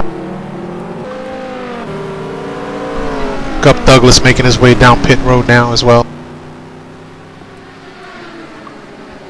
Yep, Andre did pit. Yeah. So that's a good result for him for his pit to jump out. Well, he was ahead of Chris Moses anyways, pardon me, that's right. I thought he got ahead of Chris. It's always good to come out in the pits ahead of Chris Moses. Yes, it is. Not that I'd ever know, but I hear stories. So let me just give you guys a quick rundown of the entire running order. Brad Merys out first, John Sportelli in second. Hang on there, Ken, sorry. We'll just do that with our video as well, too. It looks like pretty much everybody's gone through our pit cycle, so let's do a race recap. So in first place, we've got Brad Merys, who's got a nice lead on his teammate. Oh, look at that. We missed the pass for second place. Aaron Parsons did get by John Sportelli, who is now running in third place. So this will be something to watch to see what kind of gap Aaron can build over John and make up over Brad. So going back to fourth place, we've got David Poole, and in fifth, Andres Preto. In sixth place, we've got... And, go ahead. Sorry. Yep. No, go ahead. You go run through. So yes, Chris Moses in sixth. John Ludden running in P7. Al Merriman holding on to P8. Rich Roman is in P9, and Juan Monroy rounding out your top 10.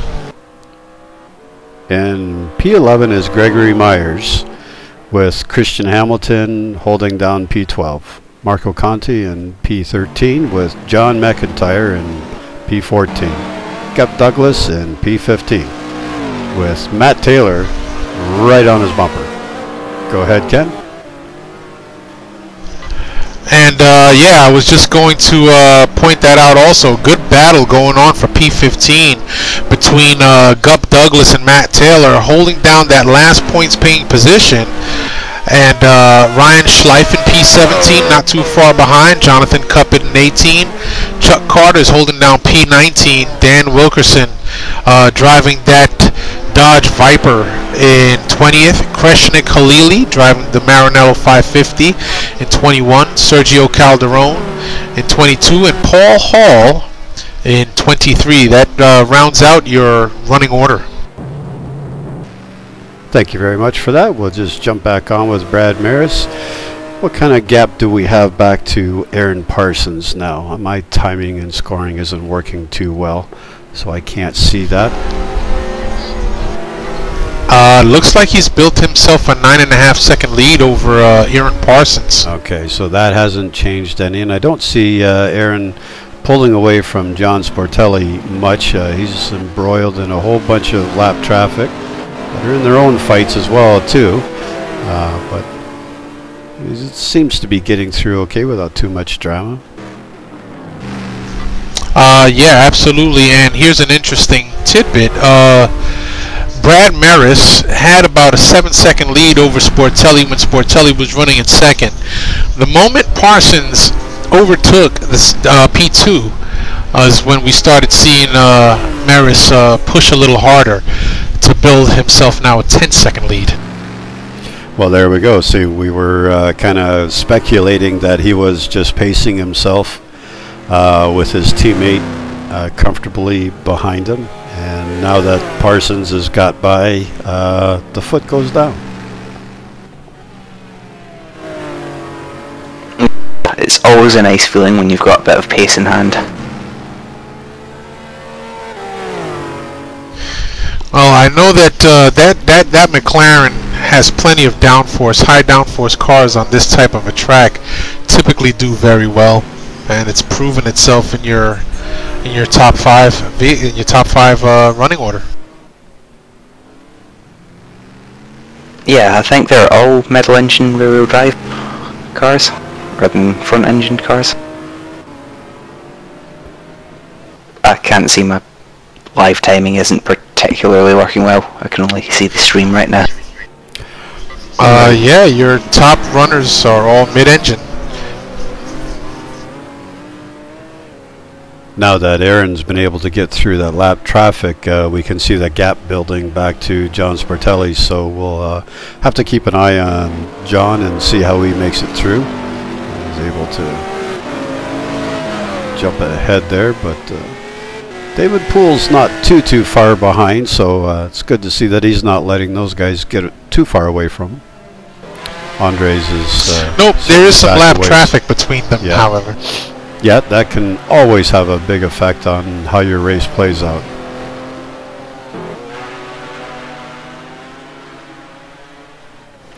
Okay, my GT1 live timing has sorted itself out, and the highest front-engine car is John Ludden, and 7th in the Chevrolet Corvette. So well done to John. Yeah, indeed, and we've been kind of commenting on that as well too, that he's been battling with Al pretty much the whole race and doing just a really great job of driving clean and protecting his line. 7 through 10 is, they're not nose to tail, but they're all in touch with one another, and I think if anybody was going to be making any small mistakes, it would just allow those cars to close up and possibly get positioned. Looks like as we get a little further back, we start to grow a little bit in our gaps. Go ahead, Alex.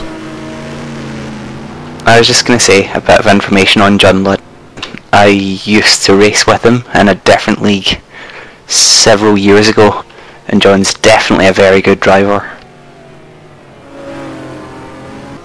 Yeah, certainly you can see that. I've been playing GTR2 for far too long.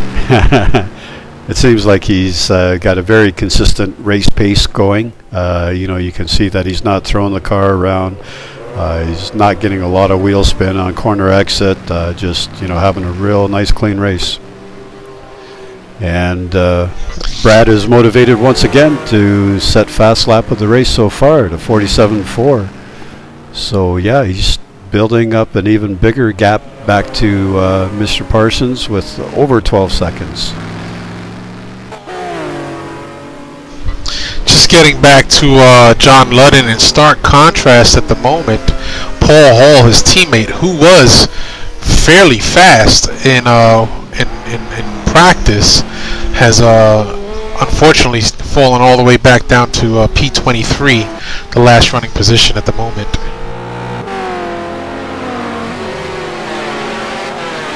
Yeah, not sure what happened there.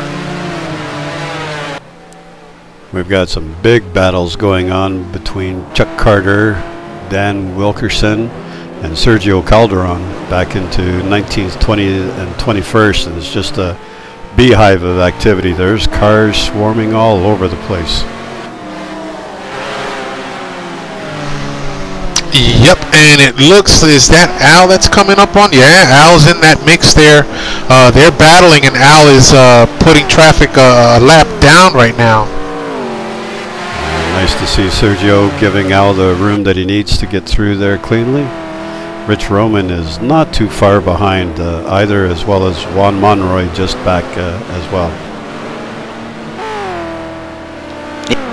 At this point, I really feel sorry for Daniel Wilkerson with that Dodge Viper. That car just has a ton of understeer going through the high-speed chicane. Not sure which turn number, but the high-speed left then right. That car will just be horrible. Well, yeah, being as that's a power car, you know, for this track, probably not ideally suited.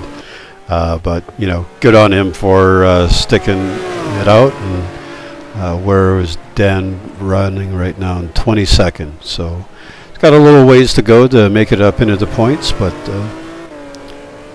tough call, that's for sure. Yeah, he was running that Viper at this track. Yeah, he was just being lapped by Al. Yeah. That's why I mentioned him. And just looking at the timing and scoring, it looks like Aaron Parsons has responded to Brad Merys' fast lap with his own fast lap of 1:47.7. So he's putting in some fast laps in, trying to catch up, but it's going to be a tough job to get anywhere close to Brad Merys. Yeah, Aaron, I keep calling him Ezra. Aaron definitely knows that the McLaren is very fast as he drove it last season. I'm not sure whether it was the black and red one he drove or the other one that was in the car pack, but he'll definitely know that a fast driver and a fast car going to be difficult to beat. And just highlighting Aaron Parsons here, and I see John Sportelli right on his tailpipe. So, you know, getting through the lap traffic and seeing Sporto join back up into the fight, that's you got to think that they've got some good pace in that McLaren F1.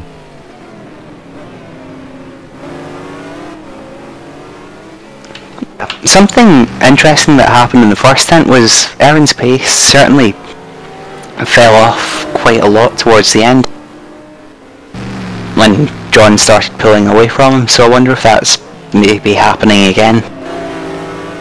I think it might be a little bit too early for that. That certainly speaks to the tire wear issue. You know, obviously he was having just a horrible time on corner exit with wheel spin. So, you know, maybe he's made some adjustments to during his pit stop to correct that. Yeah, the only thing you can really adjust during the pit stop is tire pressure and the compound of the tire. So unless he had started on mediums, which I think is highly unlikely. Real quick, gentlemen, back in P4, David Poole almost bought it trying to get around one of the Nissan GTRs. Oh.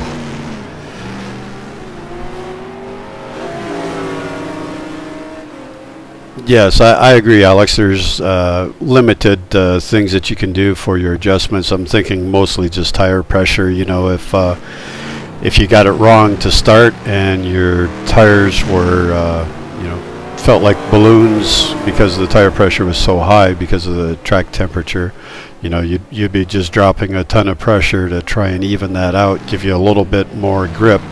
Now, whether that would help you a lot with corner exit wheel spin or not, I'm not exactly sure, but I think it would help in your overall grip anyways. It's a great battle between Parsons and Sportelli, though, the whole race so far. Yeah, I was just going to say, John looked like he was trying to certainly have a bit of a I'm here kind of look, but Ezra was having none of it. Yeah, no, I think that Aaron can, you know, drive pretty defensively if he needs to. Not someone that's known for blocking. You know, he's a really clean driver, so John Sportelli is going to definitely have to put his best foot forward and maybe wait for Aaron to make a mistake coming out of a corner, perhaps. Who knows? Yeah, John's certainly got his work cut out. Well, he definitely looks like he's up for the challenge. As they come up on some lap traffic, and just kind of following back down to David Poole and Andres Preto, see where they look like they're pretty much just up by themselves, trying to manage their lap traffic as best they can and putting the laps, good solid laps in.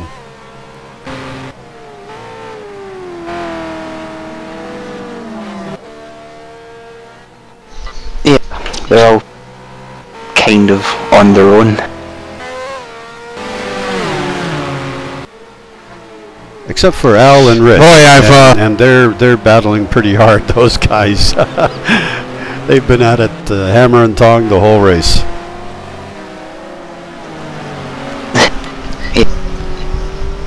Same thing for P14, P15 between John McIntyre and Gup Douglas, both teammates driving the Nissan GTRs. These guys have been nose to tail all night long. Not sure if there is even a team strategy, but Gup Douglas has just been holding on the entire race behind John McIntyre. Well, I don't think we have one teammate that's well ahead of the other as far as the points go. So it's probably every man for himself, as long as you don't wreck your teammate.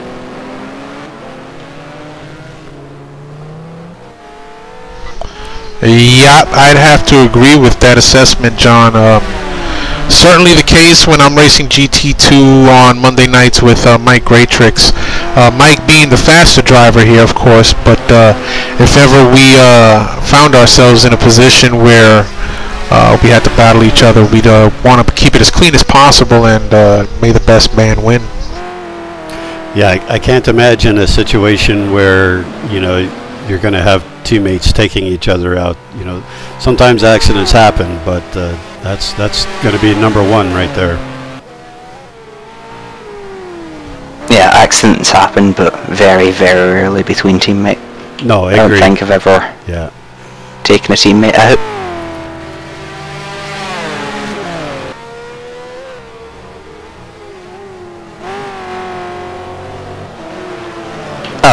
Quick question, did David Raleigh start the race at all? Or is he in his bed? I thought I saw him start the race. Yeah, that's a good question, but I don't recall. Well, I can tell you that we did not mention his name in the qualifying rundown, so he may have disconnected earlier. Yeah. Or I may just be making all of this up and he never got up. Yeah, you got Alec. Bit of information from back, yeah. Yeah, bit of information from a reporter in the paddock, Mike Trussler. Dav missed the race. In other words, Dav was in bed.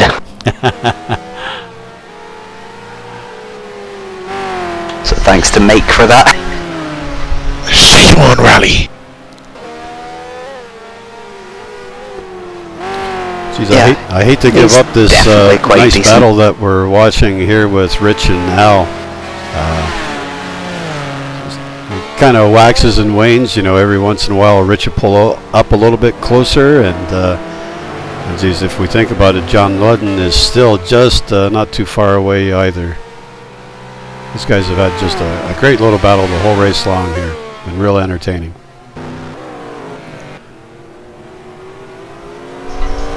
Well, Chris Moses was able to get around John Ludden. Now he's got his sights set on Preto, right? These guys are about 10 seconds apart, so he's got a lot of making up to do. But boy, Brad Merys pulling out a 20-second lead over Parsons. I just saw that. He's just putting on a clinic tonight.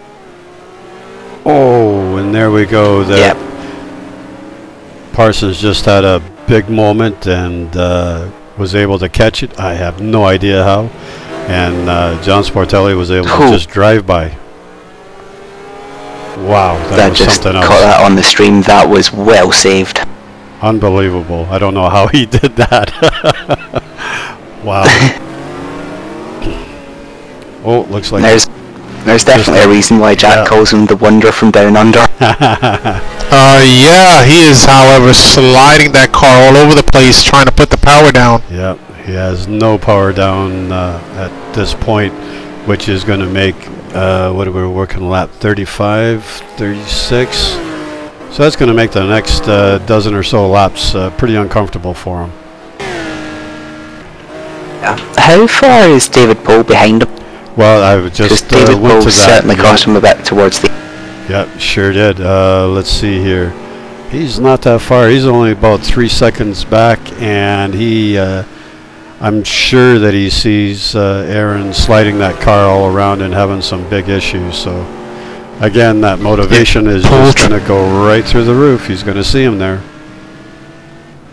Yeah, absolutely. And Mark, it looks like Poole just made it by Marco Conti, put him a lap down, so now he can set his sights on Parsons. This is going to be very interesting within the next few laps here, gentlemen. Yes, I agree. And that was good to get, Marco let him by it without too much of an issue there. No problem. No problem at all. So then going back to Andres Preto, that's another 20 seconds back, so big gap. I don't think we'll see much of anything there. But we do see Chris Moses starting to make a little bit of inroads on Andres. About 8/10 that last lap, so substantial time to be made up there. I just see that Al Merriman just did his own personal best, so he's got the hot laps going as well. And look at that. I just flashed back to John Ludden, and right on his bumper is Al, and there's Rich. All three of them again, nose to tail, just duking it out. Good job, fellas. Yep, and I think that if Al does not overdrive that Ferrari, he's going to get a run on Ludden at some point. But he's got Roman right on his tail, so... Well, that just as you were saying that, the last two corners, he just got a little bit too aggressive with it. Dropped the tire off the track, gave up a little bit of time to John Ludden, gave a little bit of breathing room, and so yeah, there we go. Well, moving up front a little bit, David Poole closing that gap on Aaron Parsons. David Poole driving like a shark in water, smelling blood. I can see that gap dropping pretty substantially. Let's flip up here and take a look and see what's going on. Yeah, it looks like he's, about a second and a half back now? Roughly that. Yeah. Can I ask what you just said about the shard? David Poole is driving that Lamborghini around this track like a shark in water that smells blood. Oh, right. I have no idea what you said the first time. But yeah, that makes sense now.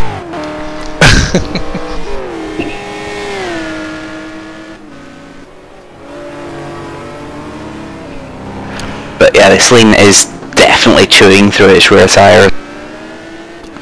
Well, and as they always say, it's one thing to catch a driver, it's another thing to get by him. Here we go, as they're coming into some of the high-speed switchback turns. They're entering Sector 3 right now. Yeah, David Poole is almost visibly quicker, especially coming out of corners. Although the Lamborghini is not as good in a straight line as the Celine, so might have a bit of trouble getting by.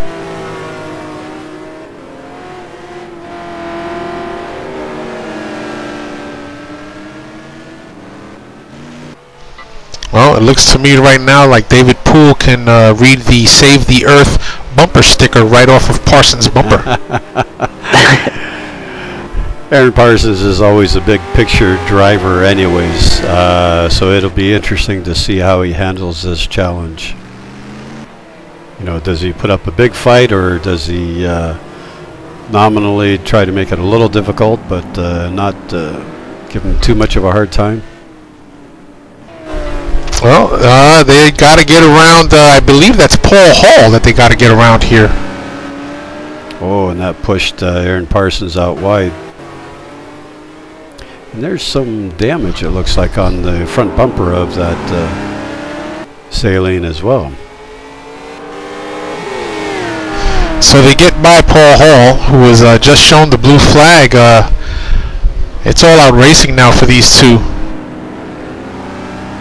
Now, unless I'm very much mistaken, I think Aaron is in 4th position in the championship. I'll check on that for you right now, Alex. No, actually, he's probably in 7th or 8th. Yeah, he definitely didn't have a very good Malaysia. Yeah, he's currently sitting in 8th right now. Alright. Yeah, if I was Aaron, then I'd probably let David Pohl go rather than risk an accident. Because Aaron will probably just want to get some points on the board. And Brad's too far in front. John Sportelli's pretty unlikely to make a mistake, and if he battles with David Pohl, well, you saw what happened earlier, he nearly threw it into the wall twice. Well, that was kind of my thoughts as well too, that, you know, Aaron hasn't gotten any big points yet, so, you know, like you suggested, do you really want to fight that hard, or do you just need to get some points on the board and get the championship on the go? You know, it's you need to start hauling some points in, and you know, David Pohl is certainly doing well. He's in the top 5, I think. He's in 5th, pardon me. So he's definitely got the pace in the Lambo this season so far, as we see him lock up the brakes. Looks like we just lost Ryan Schleif in P17 to a suspension problem. Oh, that's too bad for Al Ryan. Merriman coming into the pits.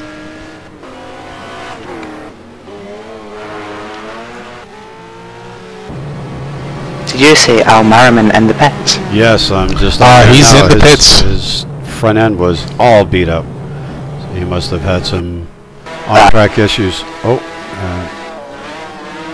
yeah, we've got Juan Monroy. That's unscheduled. Yes, certainly unscheduled. Gregory Myers out with an engine problem as well. Yeah. So we got Juan Monroy that just parked it as well. Yep. So that will elevate Jonathan Cuppett up into the points, driving the Viper. Juan Monroy's car. Oh, there was nothing wrong with that car apart from the fact it was on fire. Hardly anything. Yeah, that's. Drive it around faster, it'll fan the flames and blow them out.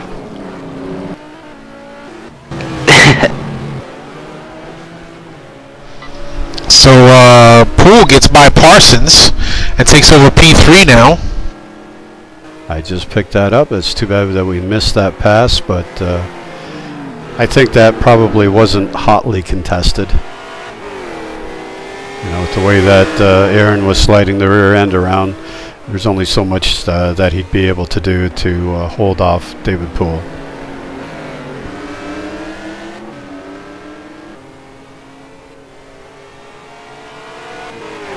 And I think that was, as you suggested, Alex, once he got by, he's starting to pull away fairly handily here.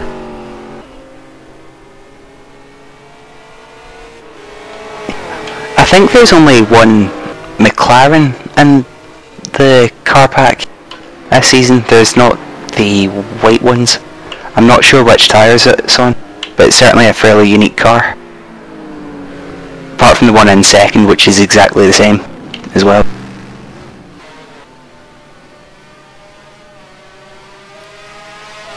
Oh, so we've got some It's certainly lagging out pretty bad in one of the Zondas, I think. Oh, that's the Wera.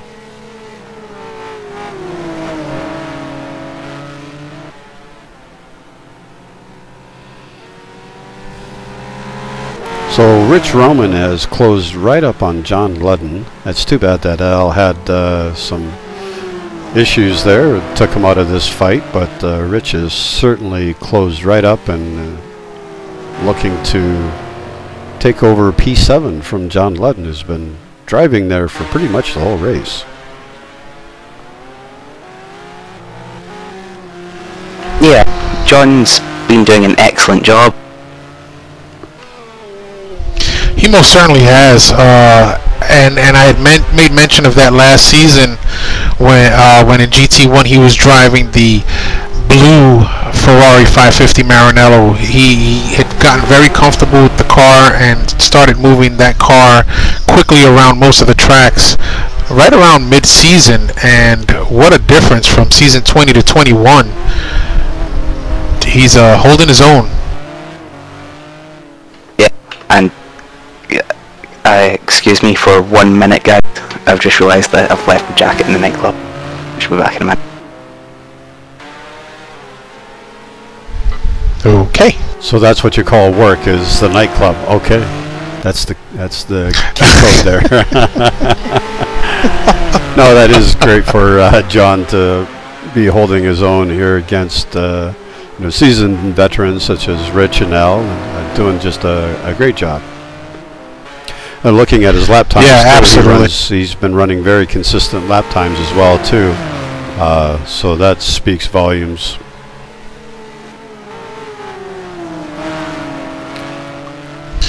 So John, we've lost, it looks like 9 positions to attrition tonight. We have 19 running cars. Want to go through the order? Sounds good. Oh, let me get back to press the right button here. Okay, yep, just was checking the track temperature as well too, and it's dropped another 2 degrees, so now we're at 46 degrees. So I imagine these tires are probably appreciating that somewhat. So we'll jump back up to the leader here, Brad Merys, who is still has a pretty substantial lead over his teammate John Sportelli, who's running in second place, about 13.5 seconds back. Matching the pace pretty good. It looks like Brad's been having some issues getting through some traffic. Taking over third place from Aaron Parsons was David Poole, who's pulled out a sizable gap ahead of Aaron Parsons, who is in P4. Running in P5 is Andres Preto, and in P6 is Chris Moses. If you want to take up, Ken, go right ahead. Sure thing. John Ludden holding down P7. Rich Roman in P8. These guys are in a very tight battle right now. Oh, huge. Christian Hamilton 1 lap down. Yeah, absolutely. Christian Hamilton holding down P9. Marco Conti P10. And coming into P11 is John McIntyre, doing a real good job with Gup Douglas as teammate in P12. Matt Taylor in P13, as well as Al Merriman has rejoined in P14 from his unscheduled pit stop. Looks like he's just about getting put a lap down. Jonathan Cuppett is in the points in the Viper at P15.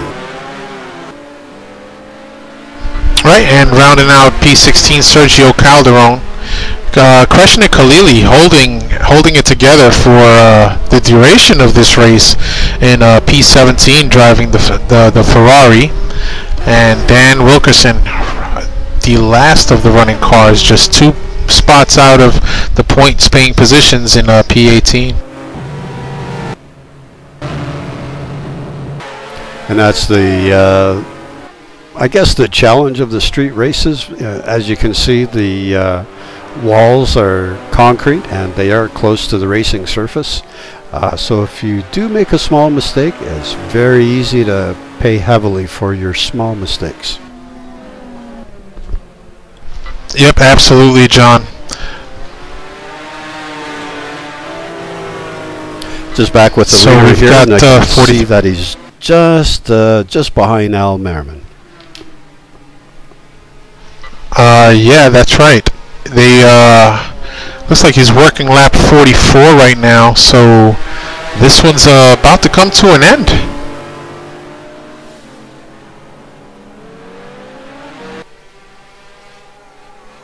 But as we know, in auto racing, it's not over until that lady sings, and we still have 3 laps to go. And I had wondered if anybody would be able to step up and challenge, well, Alex, who's obviously not racing this evening, but Andres and Brad's pretty much put on a school here. Yeah, he's laid down the law tonight on this track. He's led from the green flag, and looks like as long as he can keep it together, he's gonna take the checkered as well.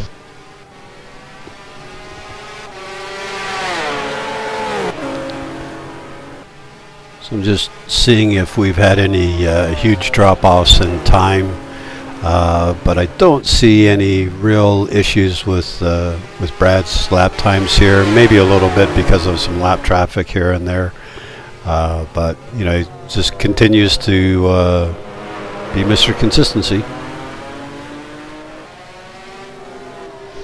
Yep, and for those of you watching who don't know, Brad Merys is our senior driving instructor for NAGP race school. So if you folks ever need some pointers or help in learning how a race car works, the dynamics of a race car and the dynamics of driving a race car, sign up for the next session of NAGP driving school, and Brad will be very happy to help you out.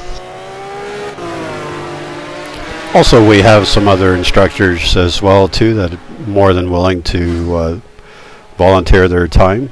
So if Brad's not able to, there's several drivers that are more than happy to help.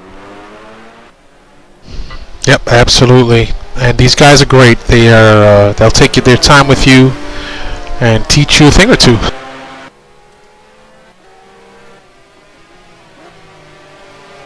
So it's looking like David Poole is slowly starting to make some inroads into John Sportelli's lead, but I don't know if we have enough time for Dave to make it up and get by Sportelli for second place. You know, he's about... well, he's still 12 seconds back. Yeah, it was... might have been a little timing glitch there. I thought he was like about 2 or 3 seconds back, but it's a little more than that. Yeah, and with 45 in the books now for the leaders, doesn't seem like he'll have that much time to pull up on Sportelli. Only way that would happen is if Sportelli loses it or parks it. Well, he's got some lap traffic ahead of him, so that could prove to be a little daunting, but let's hope that you know, everybody plays nice, as Krishnik Halili just did. You know, pulled over and let John by, so that was very sporting of him to do that. And that's what we like to see. You know, if you're not involved in a big fight, or you know, let the lead cars go through as easily as possible. Yeah, John, that's it all ties in with your racecraft and your sportsmanship. And again, we had some discussion a little bit earlier about this, and of course, as Alex had pointed out, sometimes it's frustrating when you pull up on some guys that are in a heated battle, like it seems like maybe going on right here in front of John Sportelli. That's what we're watching. That's absolutely it. You know, those guys want to protect their position as best as they can, but at the same time, and that's just that's how it costs you.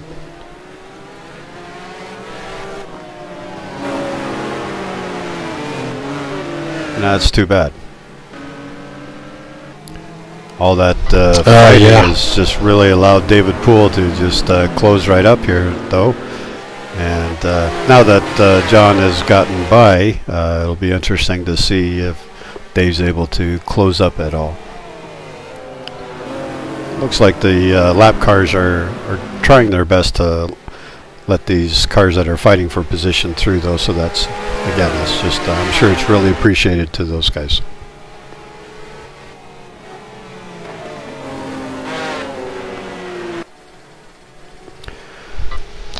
So as we're winding down here at Albert Park, Melbourne, Australia, Working lap Brad Merys with a 47, commanding lead.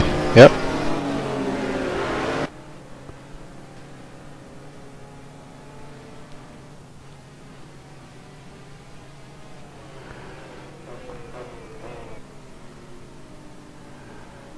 And there we go. Brad And takes, that is yeah, it. That's it, yeah. Well, congratulations to our race winner, Brad Merys, who absolutely destroyed the field. John Sportelli brings it home in second, with David Poole rounding out our top 3 podium finishers. Aaron Parsons brings it across the last corner and will bring it home in 4th position. Andres Preto looks to be coming into the last few corners here. His car looks relatively unscathed, so I think he had a pretty quiet race, but bring it home a top 5 finish. That's good for points, good for the championship. You always have to try and make the best out of each race situation that you're presented. Chris Moses' car is beat up pretty bad, so he's definitely had some drama through his race, but he's able to bring it home in 6th place. So good for him after some of his issues. And Rich Roman was able to get by John at the very... Oh, and look at that, he takes 6th position. So obviously Chris Moses is out of fuel. And there we are. We've got John Gludden.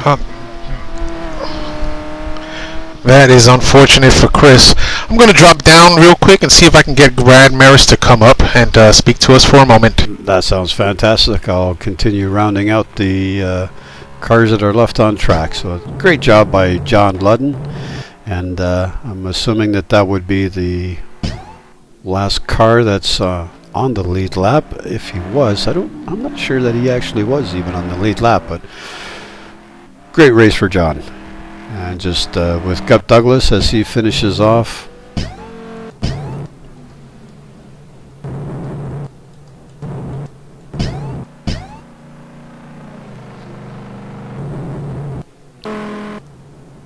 Well, again, we've had just a fantastic drive by David Poole, or pardon me, Brad Merys.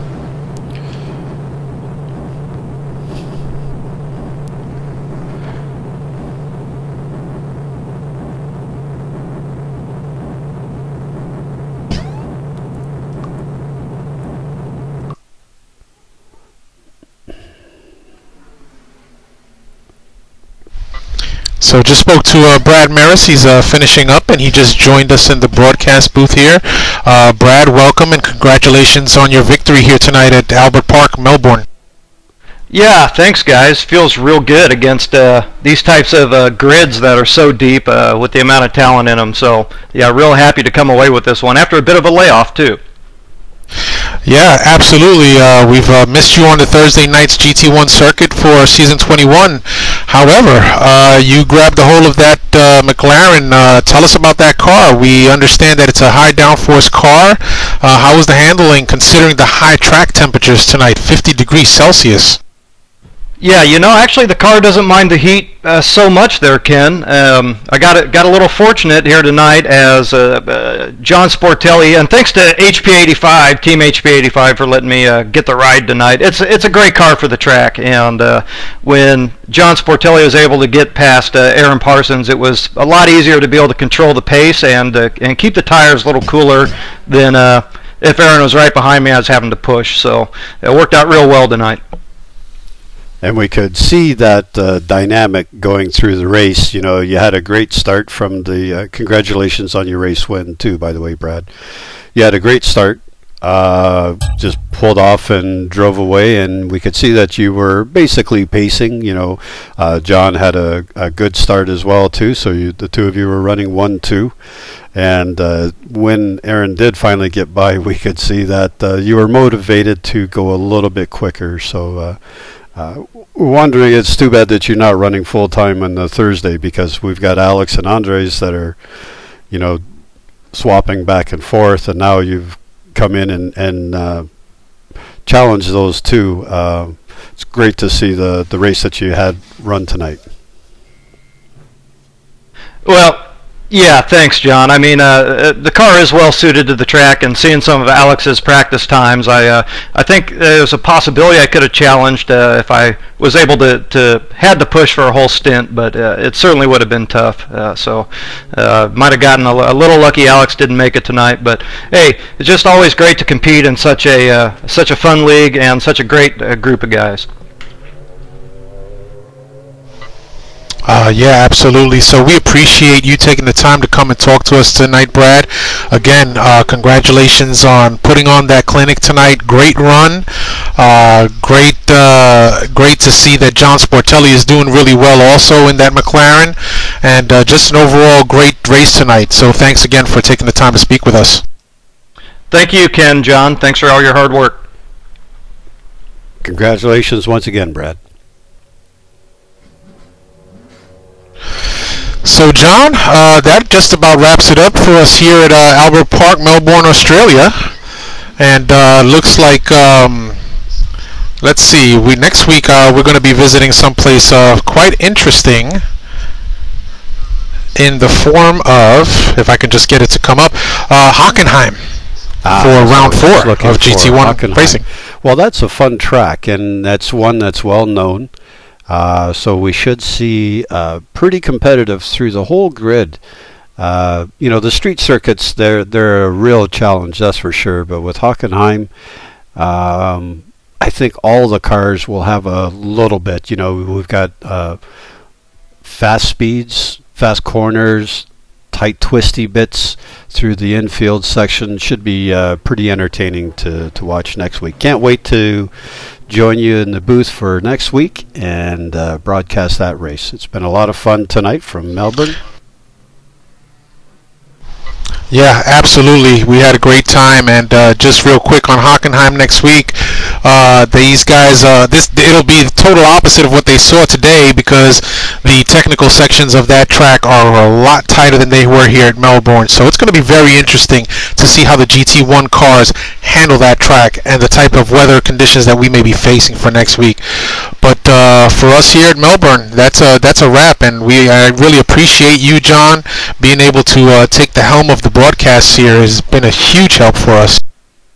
Well, thanks for inviting me. I really enjoyed myself, and we will see you next week, Ken. Thank you very much to everybody for tuning in at NAGP TV, coming to you from Melbourne, Australia. Good night, all. Have a good night, folks.